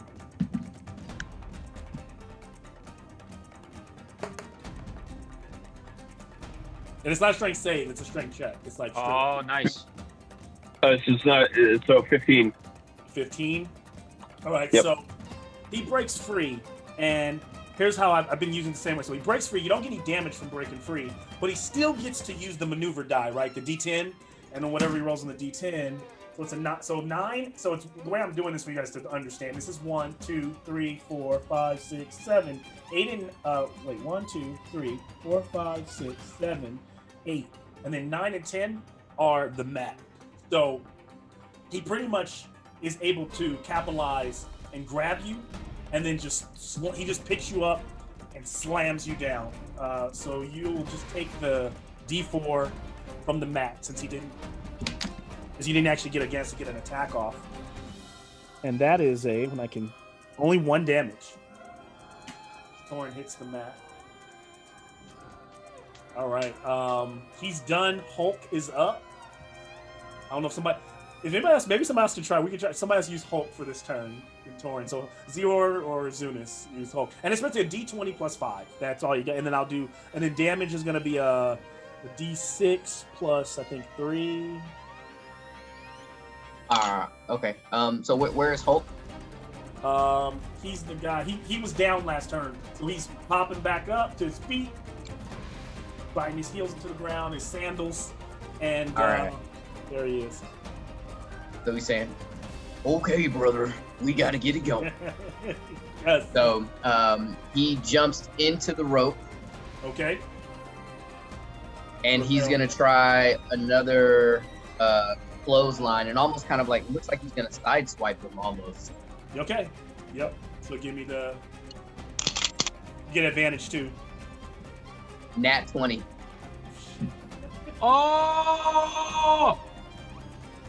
So he goes off that, he clotheslines him, and so here's the thing: you can either put him down on the mat, give him the D4, extra D4 to the damage, and make him prone, or you can roll the D10 to see if you can capitalize off the maneuver and do another maneuver, right? Do something else. It's either usually if you hit one of the rings, you bounce him again. If you hit one of the corners, he slams into the corner and he takes more damage. If you get the 9 or the 10, then you can pretty much do some kind of aerial and still put him down with even more damage. So I think I want to knock him prone now. Okay. Because Hulk has a second attack. Plus, I want Zunis and Zior to have advantage on their attacks. Okay. So then they'll take the extra D20 on this one, and he'll have to take a second attack, which will be at advantage. Go ahead and give him damage. So what am I rolling for damage? What? D6 plus 3. Okay. And you said natural 20, so you're rolling 2 D6s plus 3 because you got Okay. natural 20. Yep. So I got 6 on the first. Oh no, you said plus 3, right? Yes. So 9 for the first roll. No, you roll. Yeah. So then for the first roll, and then you just add another D6. You don't add the 3 Okay. at the end. You just add another D6. Okay. And then plus another 4, so 13 total. 13 total damage. I'll take it. Dude. Fucking Hulkleys, man. Hulk is out here proving his worth. Jesus. Wish I could roll that way for my damn self. Good Christ. No. Nice. All right.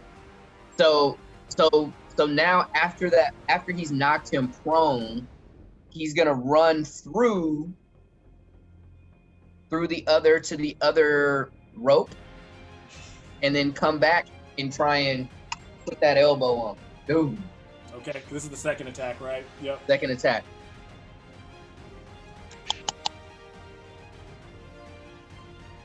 Uh, 16. 16 will hit. And another D6, correct? Yeah, D6 plus 3, yep.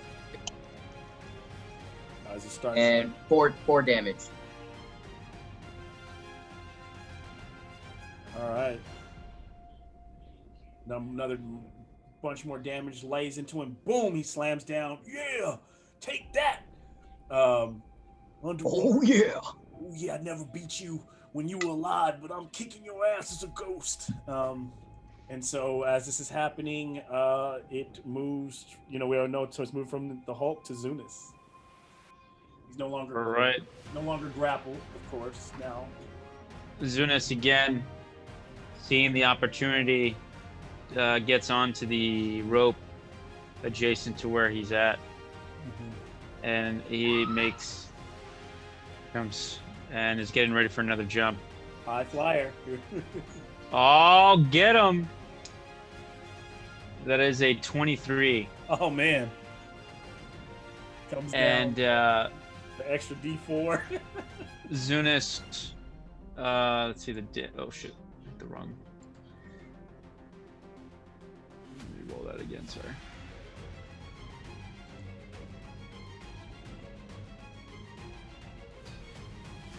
You said an extra plus 4? So that would be 10. 10. All right. 10 damage. So Zunis gets onto the top of the rope, facing away from him. Yeah. He let his gills let out some, and then he lifts off backwards like a somersault and lands on him like stomach, right on top of him. Nice. Boom. Hits him. How do you finish him, Zunis? Oh shit! So I'm just so full of sweat that when I land on him, I land close to his face, and my gills sort of like starts to vibrate, and then they like just shoot just as much like excess fluid onto his face, drowning him. And as it Suffocates. and as it looks like it's suffocating, it's kind of pouring through his ghostly form. Yeah, it goes. Yeah. And then his hand just kind of taps. He's just lying there, kind of disgusted. What do you all do? Can't believe it. And he sits up, and he's like,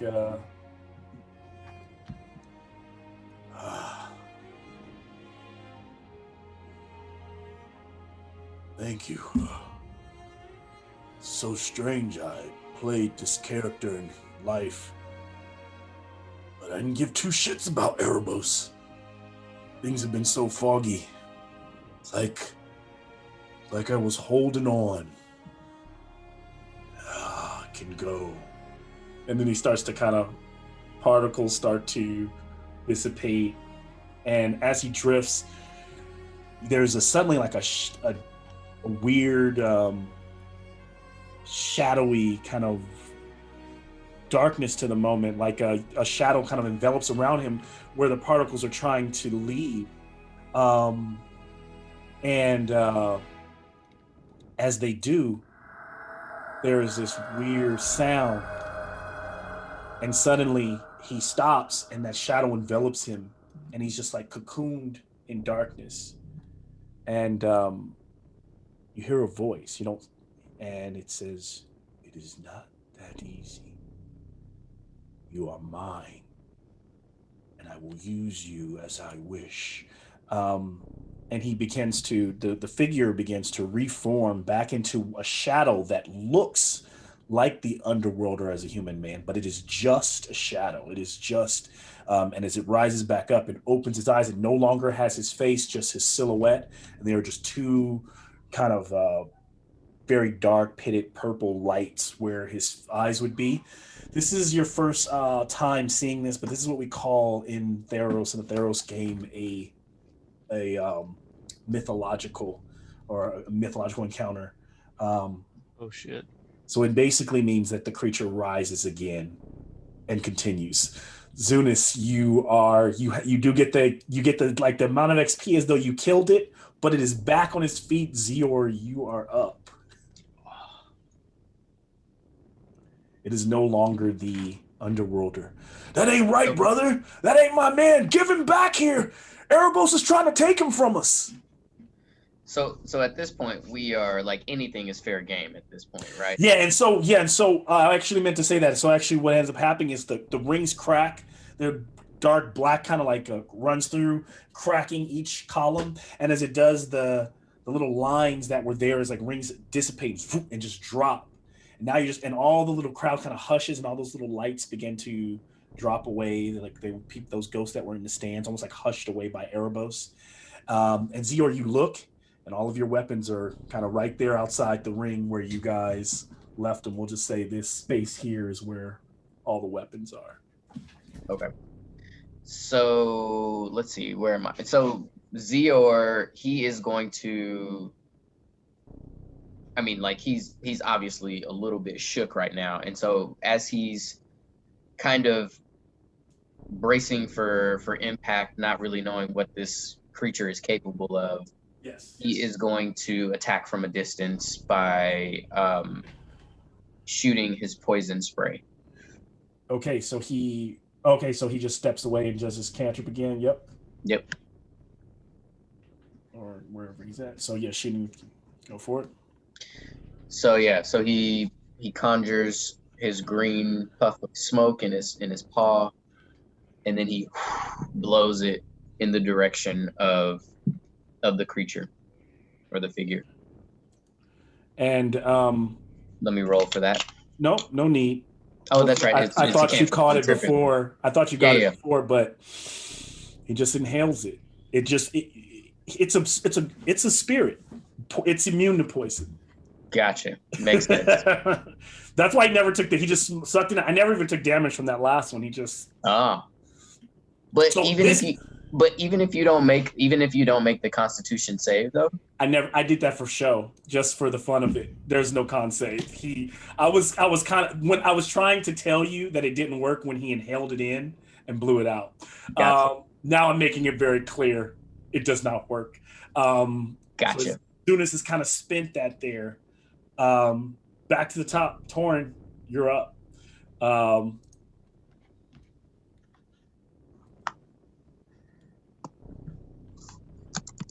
He just kind of sits there and takes stock, and he kind of looks over to Hulk, and he says, "What can we do?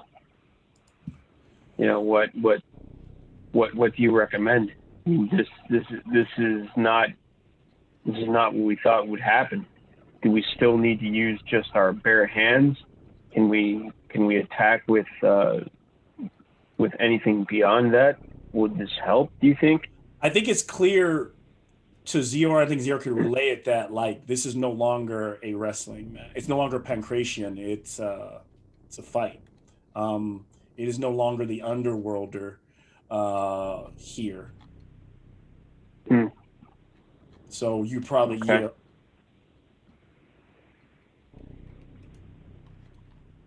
Very well. Well, I don't see my weapon attached to Suddenly, any there's like a of. floating orb in the distance in the darkness, and you see this.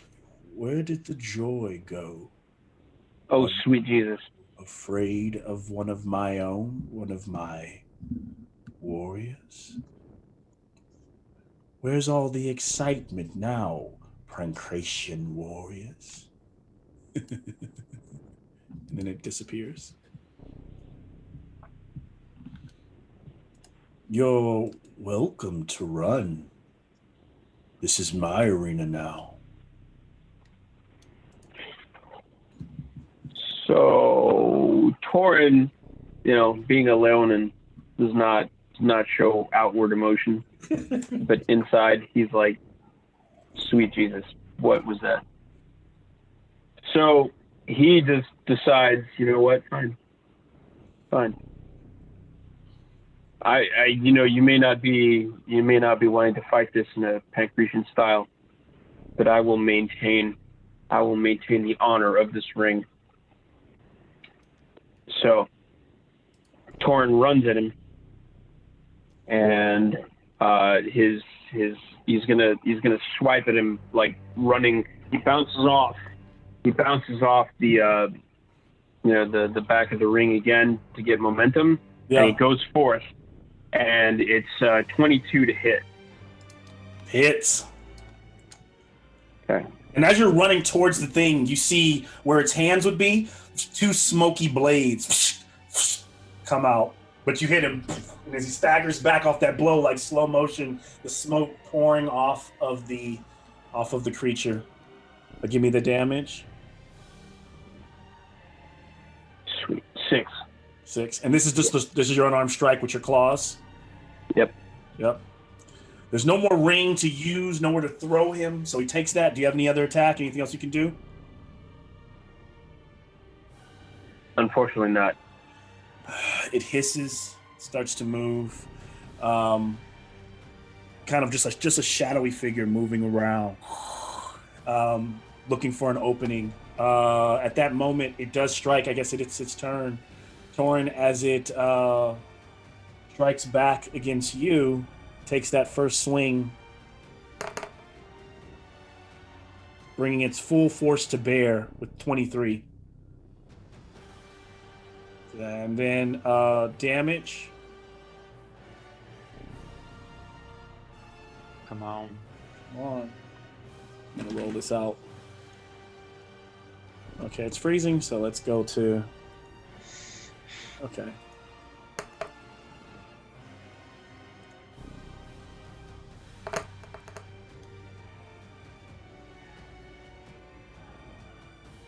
$15 damage.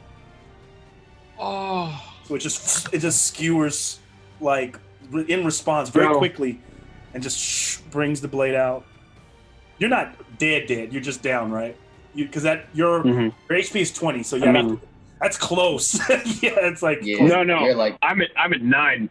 I'm at 9. You have Right 9 hit points. Okay, he's up. I thought he was down. Yeah, so he pulls it out.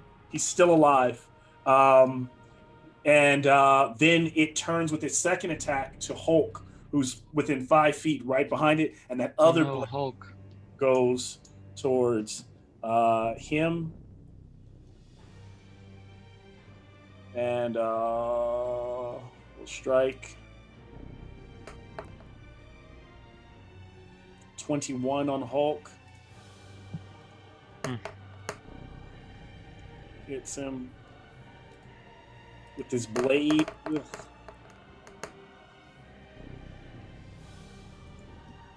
Hulk takes 13.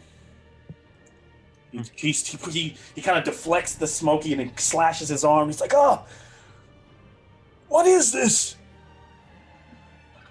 If I can survive this, though, I can be a real warrior, like the ones in Akros. We can do this. We can do this. I'm not running. You guys need to get out of here. I'll take him, but I'm not running." And then Hulk launches in. It's Hulk's turn. And then Zunis. So Hulk is still the same. Now it's still a +5, still a D6 +3. because he just can retain this because he's still fighting unarmed. Whoever wants to. I think your turn, E. The control. Does he notice anything? Any advantage with just all his tricks up his sleeve and his experience in the ring? Is there anything that I don't think he noticed anything, but I think you can tell me what you think Hulk would do in this Yeah. moment and how he would do it. I'll allow that, and then based on what you tell me, I'll tell if that gives you any advantage. Because he's never seen anything like this. This is no longer a man, a thing. It is truly just kind of like a dark, shadowy spirit. He is. Torin, how are you still? Wait, I hit you. Did somebody heal you? Because you only have 20. You have 20 hit points, like when you're completely up, right? Or you? I was gonna say I didn't know what you were talking about, but like when you said you hit me for 15, or whatever it was, 12. I'm at 9. Like I only have 9 hit points left. So like right. I'm at the saving throws kind of situation. What I'm saying is when you were fighting him as the underworlder, who did he hit? I hit somebody and gave somebody like 15 hit points at the very beginning of the game, and I thought that was you. So yeah, I think you gave Torin 10. It was 10. It was 10. Right off the top. Yeah, you hit me for 10. Okay, so he's 10, and then what I just gave you 15. And then one when like I hit like the rope. What I'm saying is, how are you? Because you only have 20 hit points when you're on max, right? Right. So you should be down. Yes. Yeah. I was like, there's no way. I am down. Yeah. I'm down right now. Yeah, you're prone right now. Yeah. Oh, so you're saying you're like I'm -9. not. Yeah, he's minus. Yeah. So yeah, you're down. Okay, got it. Yeah, there's no. Yeah, in this D&D version, there's no -9. So you're just. Yeah, he's down, guys. That's why I said when he pulled it out. Yeah. I was gonna say like whenever you were saying like I'm still up, I was like I don't know how that works. Like I didn't want to argue. Okay. But I was like, I'm down. When you said you're like, I'm at 9, I was like, oh, goddamn he's fucking 9 cheater. hit points. I was like, I'm a lion. I don't give a shit. I don't give a shit about damage. Poor Torin, he's just been going down every game, just like. I'm just getting knocked around. Zunis, you're up. Yeah, Hulk Hercules.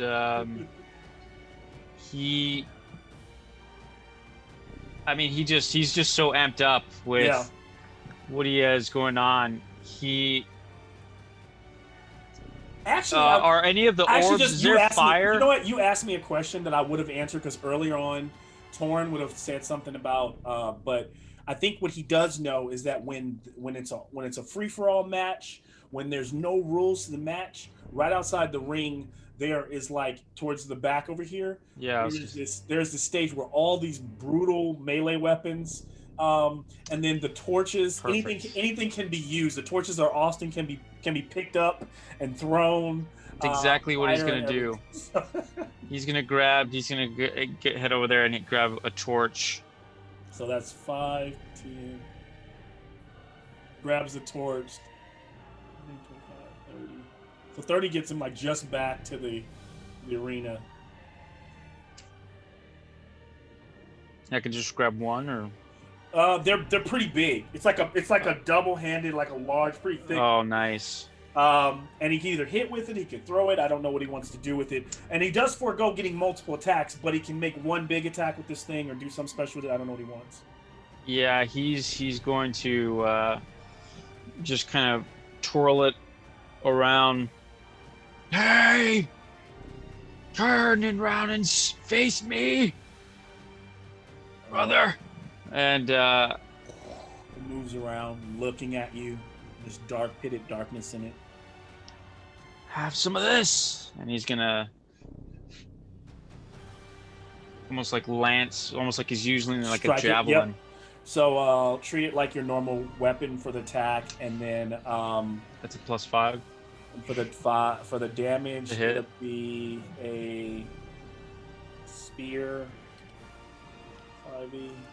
I want to say spear is a spear D8 or is it D6? Wait, does he have any? I'm gonna treat inspiration? it's big. I'm gonna treat it as a D8 damage with D8 damage. on top a D8 for skewering, and then a D8 for the fire. So it's a 2d8 damage, and with whatever your plus your strength modifier. Did he have inspiration?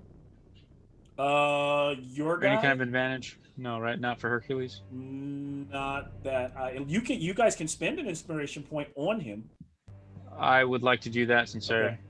You can use the one you got from the bar, and spend it on him. All right, so I'm done with those. Needs a +5 to hit. Yep. Oh fuck! It's a 10 It's a 10 for to hit. That so he does not. grabs this thing, goes driving forward, Fuck. and he just totally flubs, and the spirit just kind of moves out of the way. But I think can I get a perception check from everyone? And as he falls flat on his face and drops the torch there in the arena, it's still flickering fire. Some of the fire still flickering on it. 11. 11. 4. Okay. From you, Torin? Oh, Torin's down. Jeez. And so did you want to give me a one for Hercules? Just give me a d20 roll, Eddie, and I'll add his perception. It's gonna be a +1, I think. +1. Actually, no, it's a +0, so it's a straight 20 roll. Yep. Oh, fucker. The natural one. Oh my gosh! So yeah, so it just falls to the ground. This shadow kind of moves out of the way and kind of steps back, moving away from the torch on the ground, looking down on Hercules, spinning one of its blades and holding one of the blades up like that, like it's going to drive it down into him. Oh. The other blade is like still hovering over Torin, like down towards Torin. Oh, Man, shit. crazy. Zunis, you're up. or Zior. Is it Zior then Zunis? Hulk, then Zunis. No, Zunis. Yep, Zunis is up. So he would have to retrieve his 510 if he wants his weaponry. Yes, Oh, man. I will grab my weapons, Yep. and feeling like I won't be able to make it back in time Yep. with my trident, I take my longbow. Well, it's like my trident longbow. Got it. I grab one of the long arrows and I stretch out my bow, and I get ready to. Go ahead, Release. make the attack.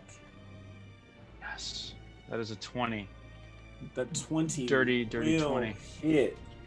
So the trident bow, I've never seen anything like it.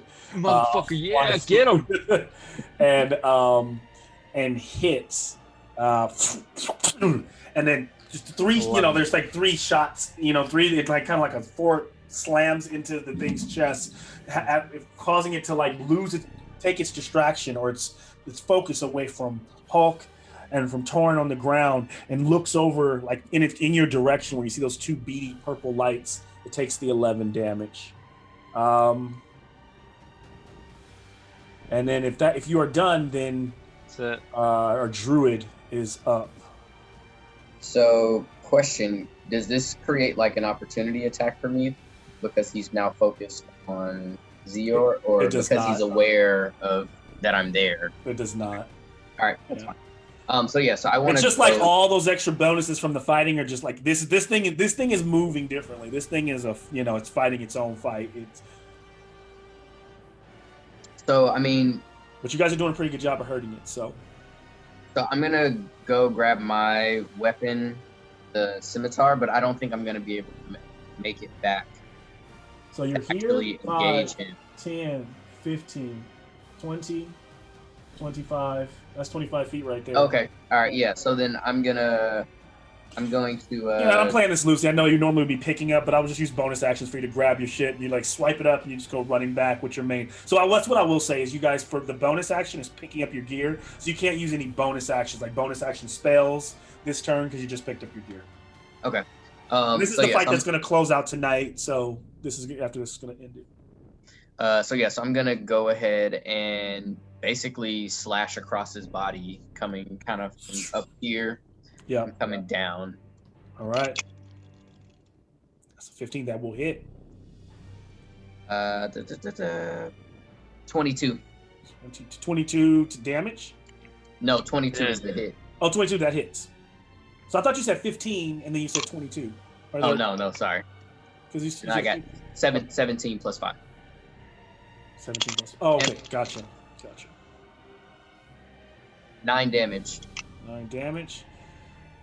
Cuts the thing. It takes it, and you kind of swipe off one of the arms for a second, and you could tell it hurt it. Kind of like reels back, and one of the blades boils away in the mist, or just kind of rolls away. But then that blade comes back. But the creature starts to move a bit slower. And then can I finish that move by like in a relatively defensive position, or is that you can? That would just be fluff or flair because you can't go into a defensive stance. That takes your actual action. Right.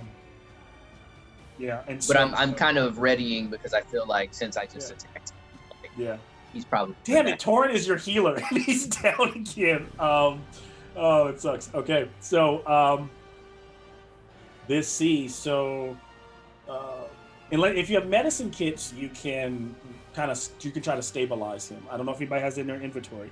It's just something to remind you to take. We'll take a medicine check as we move from Zior to the top of the next round. Torin, give me your first death save here.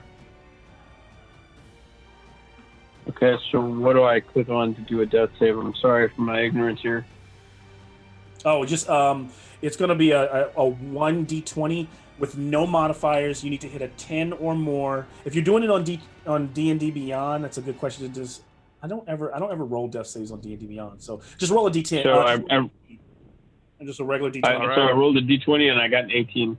So now you are one step closer to stabilizing. So I usually think of these things as the part of you that is fighting, that wants to stay on this earth and not go to the underworld, is fighting right now. That could be happy thoughts, the best parts of the world. It could be your friends maybe coming to you, or it could just be your will to live. You've one step closer.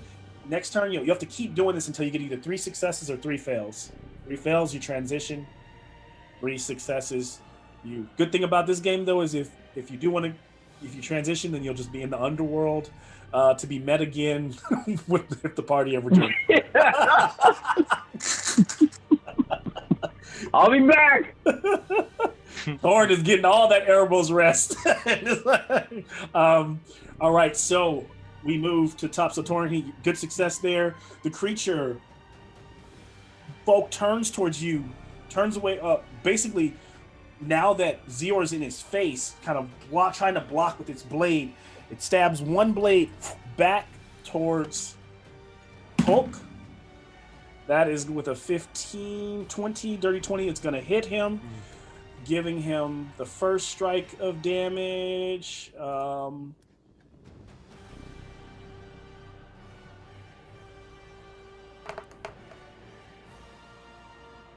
4...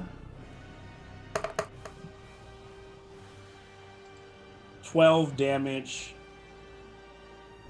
16 damage, sorry, to Hulk on the ground. So Hulk is just like, still laying there. He's still alive. He's not down like Torin is, but he's just stabbing him on the ground. And he kind of does it very nonchalantly. He doesn't even look back, but he's looking at you, Zior, and then that next strike is for Zior. First attack, second attack, winging of the blade. Wow, 7 as you cat-like reflexes as you leap back as he scores a nat 1, causing you to leap out of the way. This thing is capable of doing like 16, 17 hit damage, and you leap out of the way. Great job there. As this happens, Zior swiftly thanks Nylea as he was mumbling a small prayer after that last attack.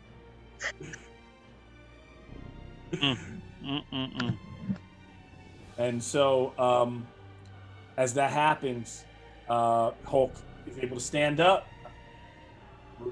Torin, why don't you use him this turn since you're down this turn? And you, of course, D20 plus 5, D6 plus 3 is a damage. So 17 was the... So I rolled a 12 plus 5, 17. Does he... No, here's the thing. Well, I guess now I'm asking in hindsight, so I imagine that you're just striking. So, because you didn't want to go for that fire spear thing on the ground, did you? If you want that, I would force you to re-roll.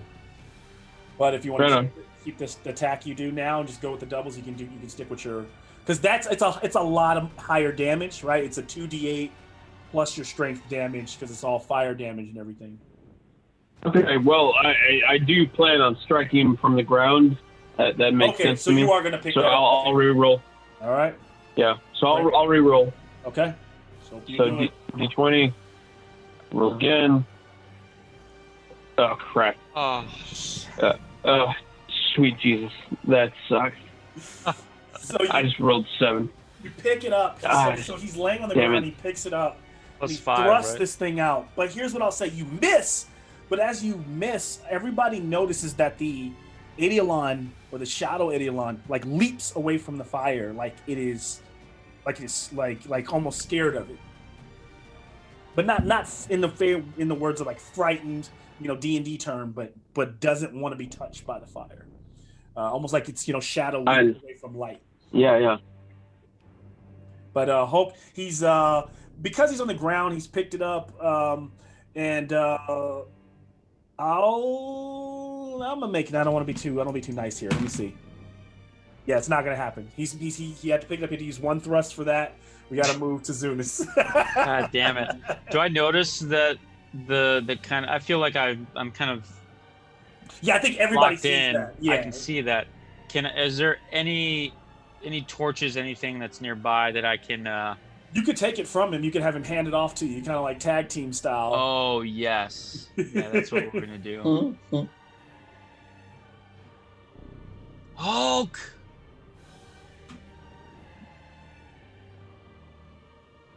I just he's like, here, brother, as you see him running. One leg, like the gills shoot out, and the other side, the other gill shoots out as I jump forward. You grab it, you slide there right in front of the creature. I kind of slide in, yeah, and there we go.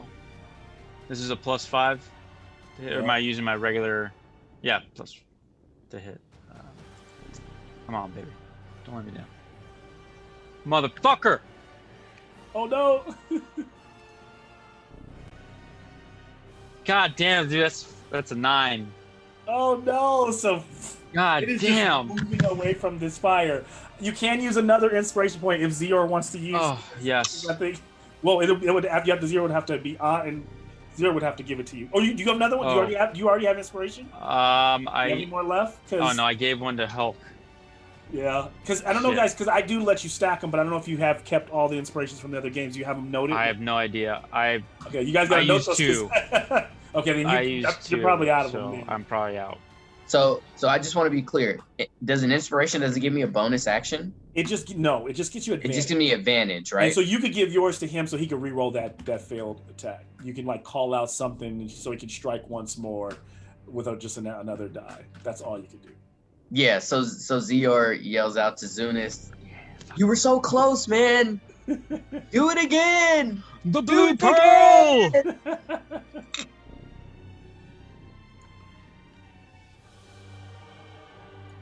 All right. Move away from the camera, man. Oh, there it is. Come on. 16?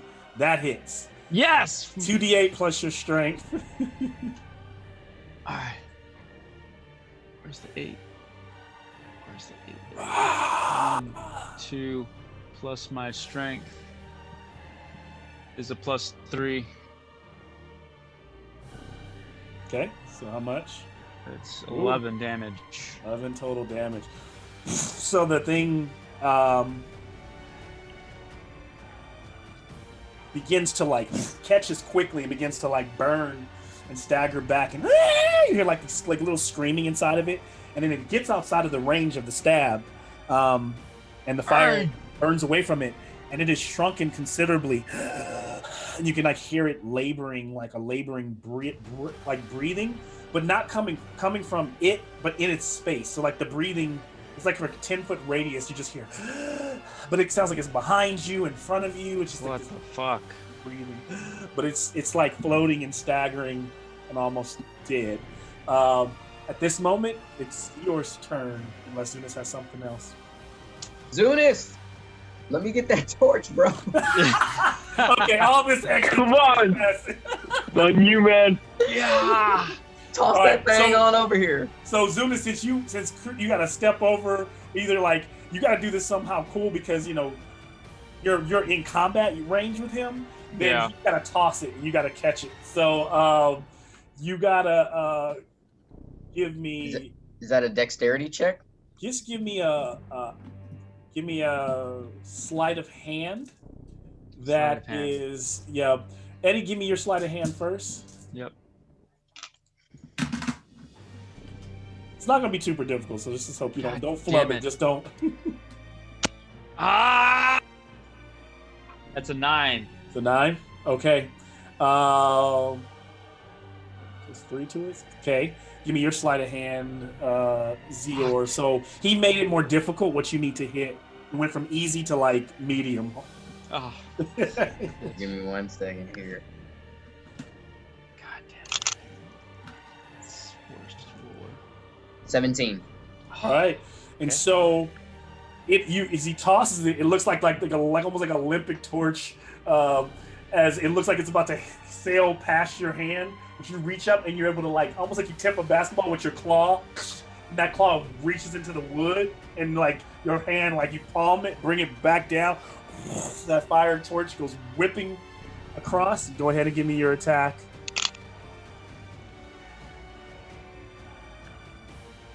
Wow. 21. Wow. It's gonna hit. Give me your damage. So you said 2d8 plus your strength. Take care of business. Take care of business. Are you not entertained?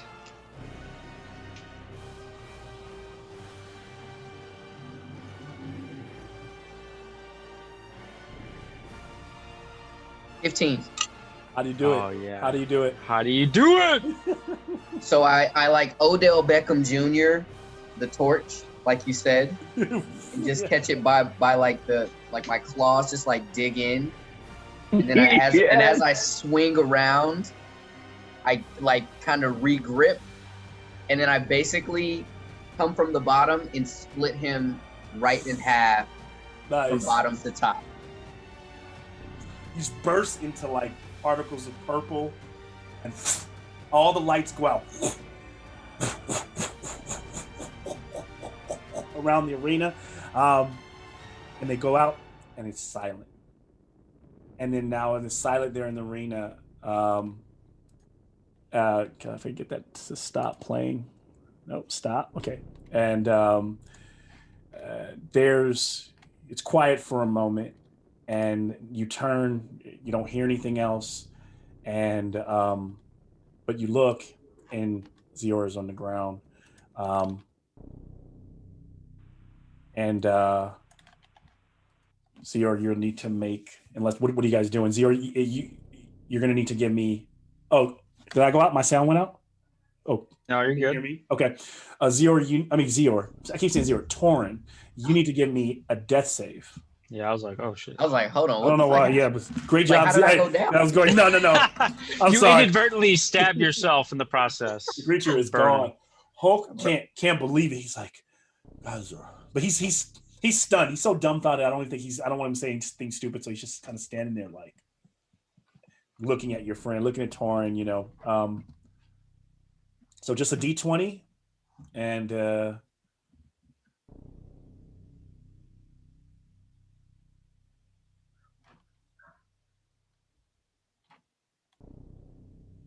can Torin hear me?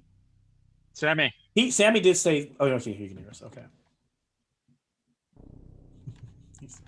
Say it again. Okay. I did hear you, but Okay. I wasn't paying attention, and I'm sorry. Because I'm dead. No, well, Sounds like I'm dead. And This I is where started you're either doing really a- dead or alive. So we need, as your friends are looking for you. Basically, what I'm gonna do is just have you make death saves, all the way. Okay, here we go. I'm doing another death save. I'm sorry. Oh, 16. God. 16, another success. So you just need one more. Last one. One more. Oh, Come on. What is Zunis and Zior saying as they're kind of like, what are they doing, to try to keep him in the... I'm saying a little prayer to Nylea and like also just being like, come on, Torin. I'm giving Torin. him mouth to mouth.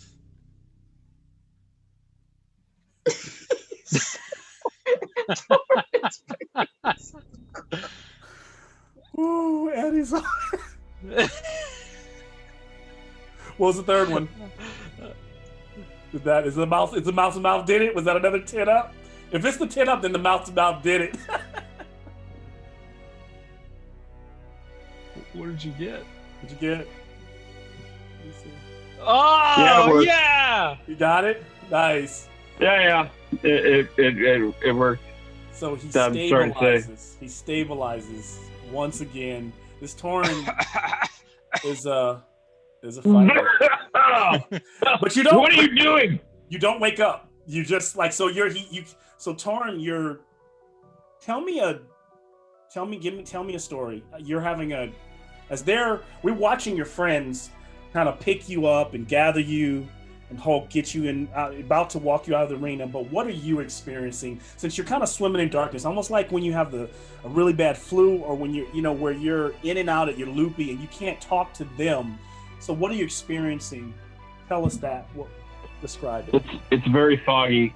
It's very foggy, but I'm transported back to the plains, and there's a thunderstorm happening in the distance, and I was just in a hunting accident, and so I've been essentially incapacitated, but I'm still aware of my surroundings, and there's someone close to me that I can't make out, but they're calling my name, and they're very concerned, and I'm not aware enough to understand who that is, but I understand that they care about me, and it heals me, it strengthens me, and I start to kind of come to as my friends are calling out my name.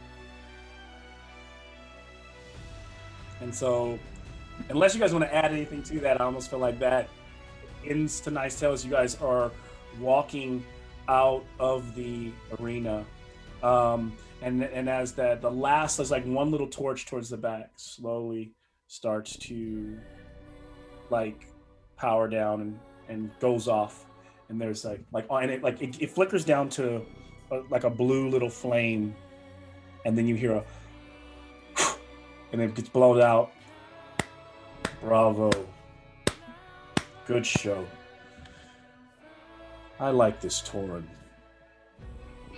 And credits on tonight's episode. Good stuff. And then as the credits roll, there's like shot of you guys getting back to your abode in Erebos' hotel, and you see that Yagos is there with a young boy, like riding his back, who's excited. And Yagos had found the boy and had heard like some commotion, and he pretty much had healed the kid who got bodied by. So the kid's telling all his friends how the underworlder like did the tombstone into the mat, and how he like survived. And so the kid is like really excited about it. He's like his neck is all wrapped up, just like doing moves and stuff. Pretty much you get there's flashbacks of the kid running in there trying to fight and him just like destroying this kid. But he's happy. His friends are happy. You guys are all kind of happy there. And in that last moment, is there anything anybody else wants to share? There in the after credits. Otherwise, there's just them at Hellions Light. I think Hulk Hercules, like Zunis is just kind of exhausted. He looks over to Hulk Hercules. He's like, you did it, brother. You did it. As he's doing that to Tauren. Just kind of like, yeah. And Tauren also just very weakly Eyes closed. raises up. That's like Torn is woken up by now. eyes half closed. He just sits there and he looks. He points at Hercules and he just thumbs up, and then he falls back asleep. And Zior is, he's trying to kind of ramp down from the conflict, and he's just thankful that we all made it out alive at this point. Awesome. That ends tonight's crazy, wacky tale, but it was a lot of fun. And it was actually also works. It's Yagles, because you probably would want Yagles to be in that tomb with you when you head out on that journey. So good stuff. So yeah, good, and almost post credit, I think, somewhere outside the city, there's like a silhouette on a mountain of like a female. Her hair is billowing, but as you get closer, you can tell that her hair is made of leaves. She has a bow. She's like, "Come on, group. I need you guys to hurry up and get this done." She fires an arrow from that mountaintop, and it flies into Melitus. And it flies into the Erebos Hotel, and it slams right into Zior's chest. And he just sits up and wakes up in the middle of the night, and he's just quiet. Just an extra little scene. And he just feels Nylea's presence. That's it. Good game, guys. Wow. Man, that was good stuff. So you will all you will receive a piety point from Nylea, and let's go. Actually, all of you will receive a point from Nylea, except Torin. You have an option here. That in your night while you're dreaming, you feel that presence of Erebos, and you have to decide to take a piety from Erebos or Nylea. You can decide that later, because you can't take both. You would have to deny one of the gods. So if it's an easy choice, make it. But there was an offering there when you went down. So, considering the fact that I've been so close to death multiple times, I think like, despite the fact that like I naturally want to take Nylea's blessing, and especially because Zior, my compatriot, is so so devout. I feel like Erebos has proven his devotion to me by keeping me alive, despite everything that I've seen. So I'll take Erebos. Ooh, interesting. Oh man! Oh, how this complicates the party, makes it. Come on, man. Oh man, this is gonna be interesting. That apparently was a terrible mistake. I'm sorry. We gonna find out. Yeah, good stuff. And I'll do. Oh no! I'll do experience points later. But in a weird poetic way, it is kind of nice. He's been close to death. Maybe like he's. That's great. I would have chosen Erebos. Good stuff. That was a lot of fun. Yeah, and it was really random because I didn't plan for you guys to go back to that side quest. I was gonna bring it back up as an offering because with the kids at the beginning to make to kind of nod to it being there, but I didn't think that's what we were gonna go down that road. But when Eddie was like, I know you were on your way home, and then like Ron wasn't here. I was like, well, I told the guys, I was like, looks like you guys are doing stuff here in the city, so we're gonna probably make a night of this, and so I kind of leaned heavy on that. Worked out well. So, yeah, it was great. Good stuff. Yeah, it's good. It's more experience, more people that you have helped in the town, and more connections. Thanos, your guy that's down by the docks, probably going to hear about this. Hercules will now be considered possibly a real warrior because now his name gets ushered around. So all in all, good stuff. Yeah, seriously. Yeah, good session, guys. So, yeah. Jeez. And right around the time, because if it was, well, I know we were trying to get a 6, but if this would have been a 7 o'clock, we started at 7, so 3 hours, Yeah. 3 hours. But yeah, sorry it was so long. Just kind of some of you hopped on earlier, but good stuff. Yeah, All good. This is what I was assuming we would end up in anyway, so that's what I scheduled. So we're all good. Yeah, it's perfect. Oh man, it's been a fun little time. One of the so many crazy things going on. For times, if y'all want to start later, it's okay. Just let me know. Okay. And I will 6 is good, will but if adjust. Eddie's gonna be working later, then I'm down. Well, no, every 5 weeks I work, so. Oh, it's just one of those. Got it. Yeah, so then we're good. Just bad timing. Well, every 5, so we just gotta try to. And just a kind of a fucked up day, so just Just nah, man. bad. Appreciate you Bad jumping timing. on. I'm sure your head was foggy trying to transition into the game. Did anybody ever hear from Ron, or did he just? He never. I texted him. I don't think he ever texted back. And we texted on the group chat as well, and never heard back. I also made us all a Discord. I just need you guys to join. I sent out an invite. But whenever you guys want, you can join that. That might help. And Sammy, I don't know if you're on our Discord. I'm not at all, but that doesn't mean that I can join up Can't be for this specifically. So I'm good with it. Sweet. What a